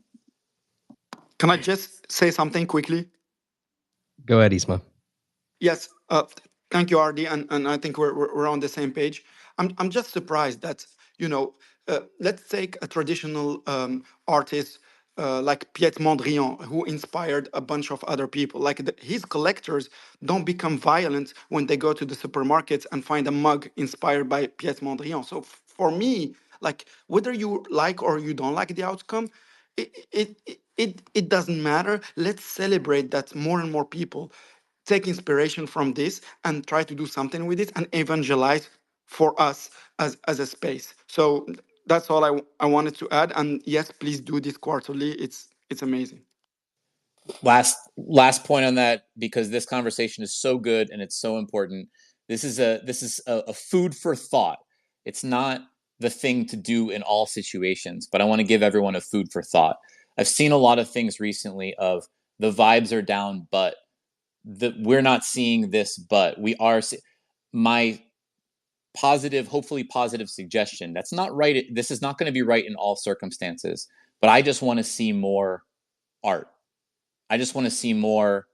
This is what I'm convicted in. Not that's negative, but not, oh man, I wish he or she or they didn't do this, but I want to see what you believe in, unfiltered and in my face. I think if a lot of us could get into that similar spirit, we're going to stop casting attention out to some things that we may not agree with or be aligned with. Again, sometimes you need to stand up and say that's wrong.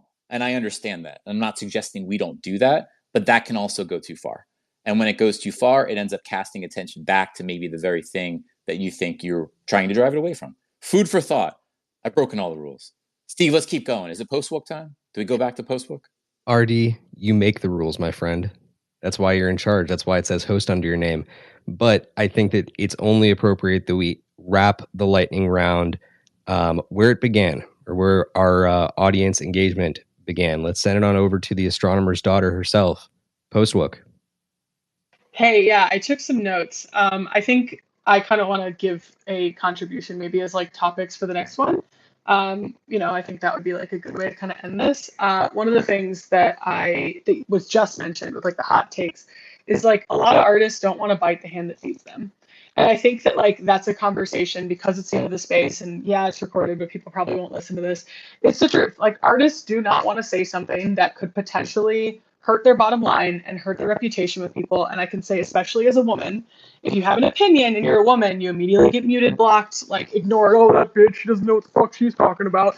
Like, it just doesn't matter. That is what happens. So, like, a lot of women I've talked to, like, privately, and just artists in general, they don't want to say something because they're afraid of how people will perceive them. Because unfortunately here, all it takes, and I've been guilty of this too, I see the first thing I see from someone who I've never talked to before, I've never seen their work before, I have no idea who they are, is them complaining. And then the next time I see them, I'm like, oh, that's a person that was complaining. And it's just like, that I'm doing the same thing. So it's just like, I'm judging the people the same way. So maybe that's something we could chat about in the next one. And then the next thing I really would love for people to talk about in the next conversation, and this was a comment that was made very early that I made a note on, is that building is really expensive. And when it comes to the dynamic work and how like, oh, dynamic work is kind of lagging from where I thought it would be, it's because building is extremely expensive. And I think that the developers and the people that are able to do those things expect a pretty high cut of it. And if they cannot get the cut that they want out of it, they're not going to build it for you. And I think that, that problem can get solved when more coders and people start believing in this space. I heard someone earlier saying, oh, this gallery didn't want to touch digital and now they're all into it. I have no reason to believe that that's not going to be the same with coders and developers. Like, I think we're going to get to that point. But that's just something else I'd love to like dive deeper into in the next conversation, which is, building is expensive and it kind of lends itself to only the most successful artists are able to build. And then last point, so sorry, is if you want to be successful as an artist, I think one of the best ways to do that in this market is to pre-sell yourself. Talk to people, have conversations with your collectors. If you do not feel like you are comfortable enough getting on the phone with one of your collectors for 30 minutes or an hour, you probably don't know them well enough yet, and you should probably like work on developing that relationship. And one of the best things that the bear market gave me, just in conclusion here, is the ability to connect and vibe and just like make friends with people in this space.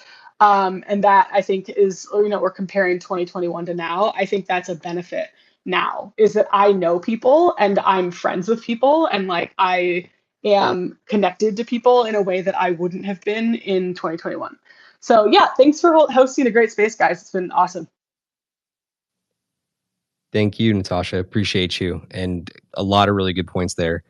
As we head into our close here, because I do want to make sure that RD and I have an opportunity to kind of give some final thoughts to us before we go, I want to make sure that everybody out there knows, number one, if we missed you and you requested and we couldn't get to you, namely looking at you, Tippy, Elmira, Riyadh, and the one and only Ali Sabet, please know the next time that you see this space live, do come and we will bring you up. We ran very short on time. We were not expecting to be that deep in it for as long as we were, but we got really into the weeds and it was an amazing journey through this space. So that's number one. Number two, before I pass it off to RD for his final thoughts in summation, I want to take what Natasha said there and kind of put the ball back into your court. So to you, dear listener, please take a moment and think about what you didn't hear on this space and what you want to hear about, right? Think about that for a hot beat. And while we're going through our final thoughts here, please drop in the lower right-hand corner and tell us in the replies what it is that you want to hear more about next time. What is something that this space has going on right now that you want to hear us expound upon or you want to hear more people speak to?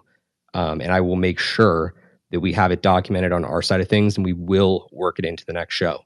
So keep that in mind. But RD, it's been a hell of a space, dude. I think that work in progress, our mid-year review, our little retrospective turned into one heck of a marathon.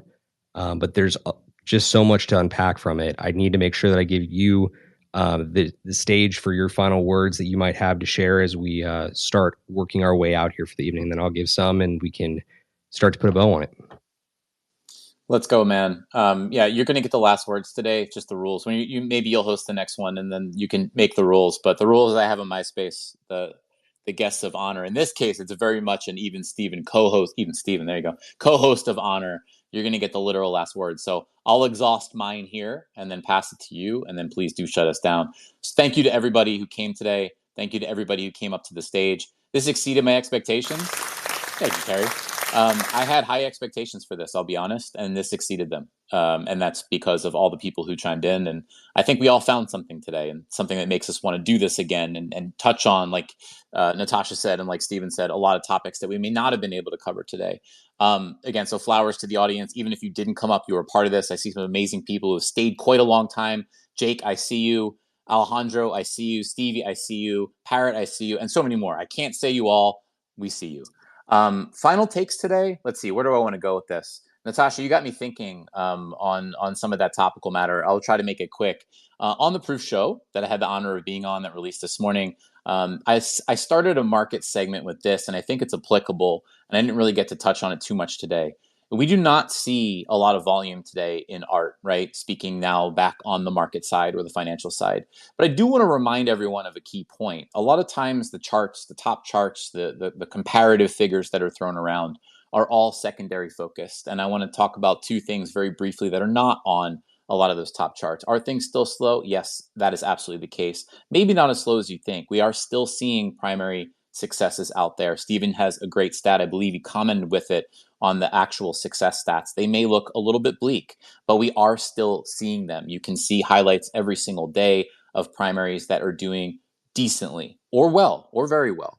And we are also seeing a lot of private sales. That's not a trend that's going to stop. And those things do not and will never find their way onto top charts and volume comparisons. It's impossible. They're private. Some privates, sometimes they actually will come with a number, but a lot of them are completely private and we will never know.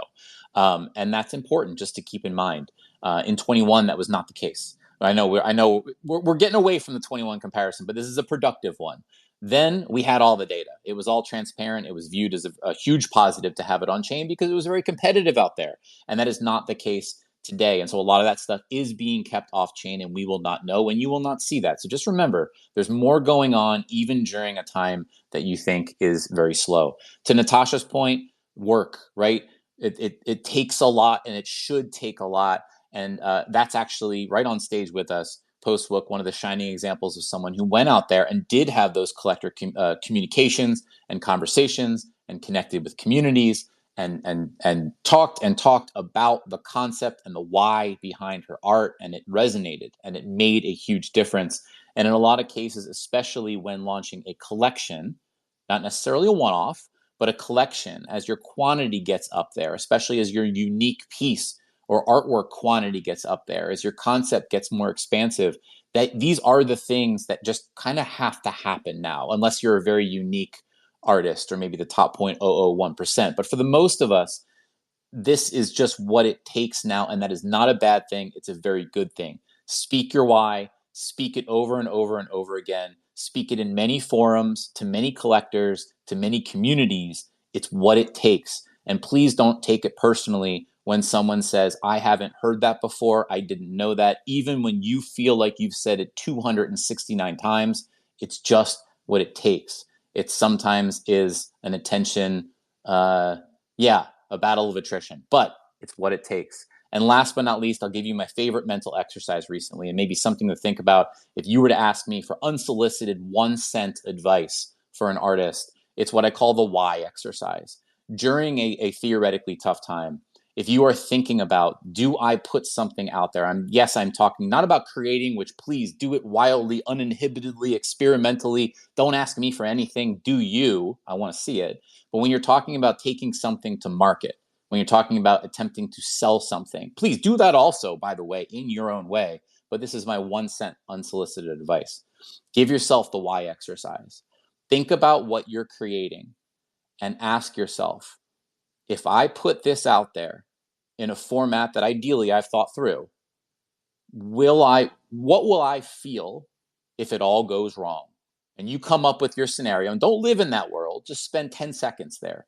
But just say, if it all goes awry and no one is theoretically interested or ends up meeting me on the other side of the market, will I still be convicted, and will I still be able to coherently explain, even if it's just visually explained, right? You don't need to be a poet. You don't need to string paragraphs and novels together.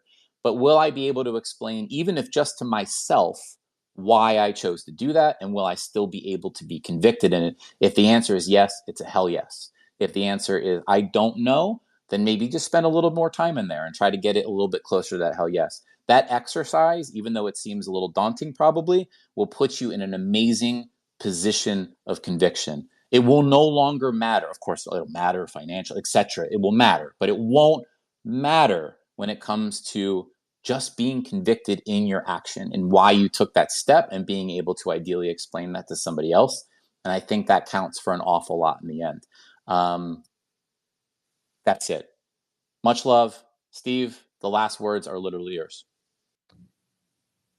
So there was so much that was said in this space. And I think that for those of you that are still with us, I need to lead with gratitude, because you stuck around the entire time. You listened to a ton of phenomenal speakers today, just sound off on what's working, what's not, and helping you to find a way forward and to challenge the viewpoints that we've kind of set as standard here. So I'm grateful for you taking the time and listening to our call to come out here and participate, whether it's as a listener or speaker or just somebody who's tuning into the recording. But if you took something away from this, I highly would suggest that you at least go down to the lower right and bookmark this space and listen to it back, because I think that every single time that you listen to it, you're going to be able to find a new takeaway. This was just one of those spaces. So I'm going to start with that. But from there, I do want to make sure that people are considering at least an individual data point. And RD, you alluded to it for a second. I didn't pin it to the top. I'm not going to pin it to the top, but if you were interested in seeing it, I posted it in the lower right in our replies, because I think one of the things that a lot of people have done their damnedest to do in this space is timing drops.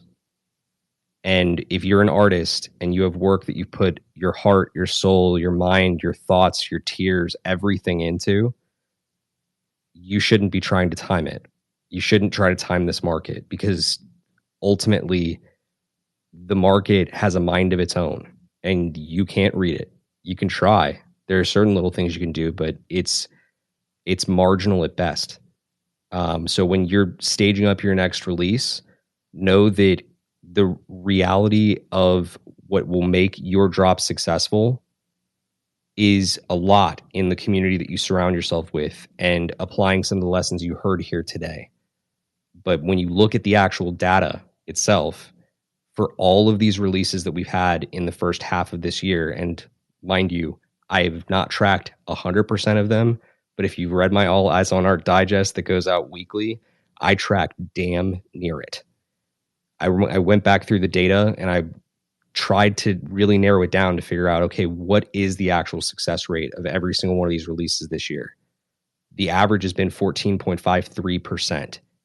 I don't really know if you have thought about whether it's bullish or bearish in the current terms of our market. But if it is bearish, it's a really good number. If it's bullish, it's still a pretty damn good number. So I would not discount that. The success rates of our releases in the art market right now are varying between 12.1% and 18.1%, depending on how dense a given month is. I'm going to publish all of those findings in a thread, probably in the next week or so, along with a lot of the takeaways that we had from today's space. So make sure that you're following along, have your notifications on, because it is going to be a dense post. But I'm going to do my very best to pack as much value into it as humanly possible, as I always do. My final note for you today, though, is this. And it is to that comment that we kind of heard echoed throughout the space today, and that had to do a lot with being seen and being included and helping other artists, to get their leg up right? It's not, you can get a leg up in this space, not by stepping over people, by helping people to get their next step, right? My word to you is that we all have an ability here. I'm not an art, like I am an artist myself in the background. I don't publish a lot of my work, but what I do is I show my support in the way that I can. And I would encourage you at home to kind of think about this idea that we all have three things we can give. We have time, we have talent, and we have treasure. You may not have all three of these things, but you can in fact give them in your own way. If you have treasure, it means you have the financial ability to show support in that way. You can go and buy art. If you have talent, right? If you have the ability to host these spaces and you find yourself, in that seat where you feel like you can actually be a host and make an impact, do that. Or if at the very least you just have time, go evangelize. You heard it at the very end here, that we need more evangelists in this space going out and advocating on the part of the arts, but also the artists. There's so much we can do here, guys. There's so much potential, and we're just starting to tap into it. I'm really grateful for you guys taking the time coming out. I hope that you'll follow along. I hope you'll join us next time. There is so much to be excited about for the next 6 months this year, and I can't wait to experience it all with you guys. That'll do it for me. I've been Stephen Miller. I hope you'll join us again for another work in progress.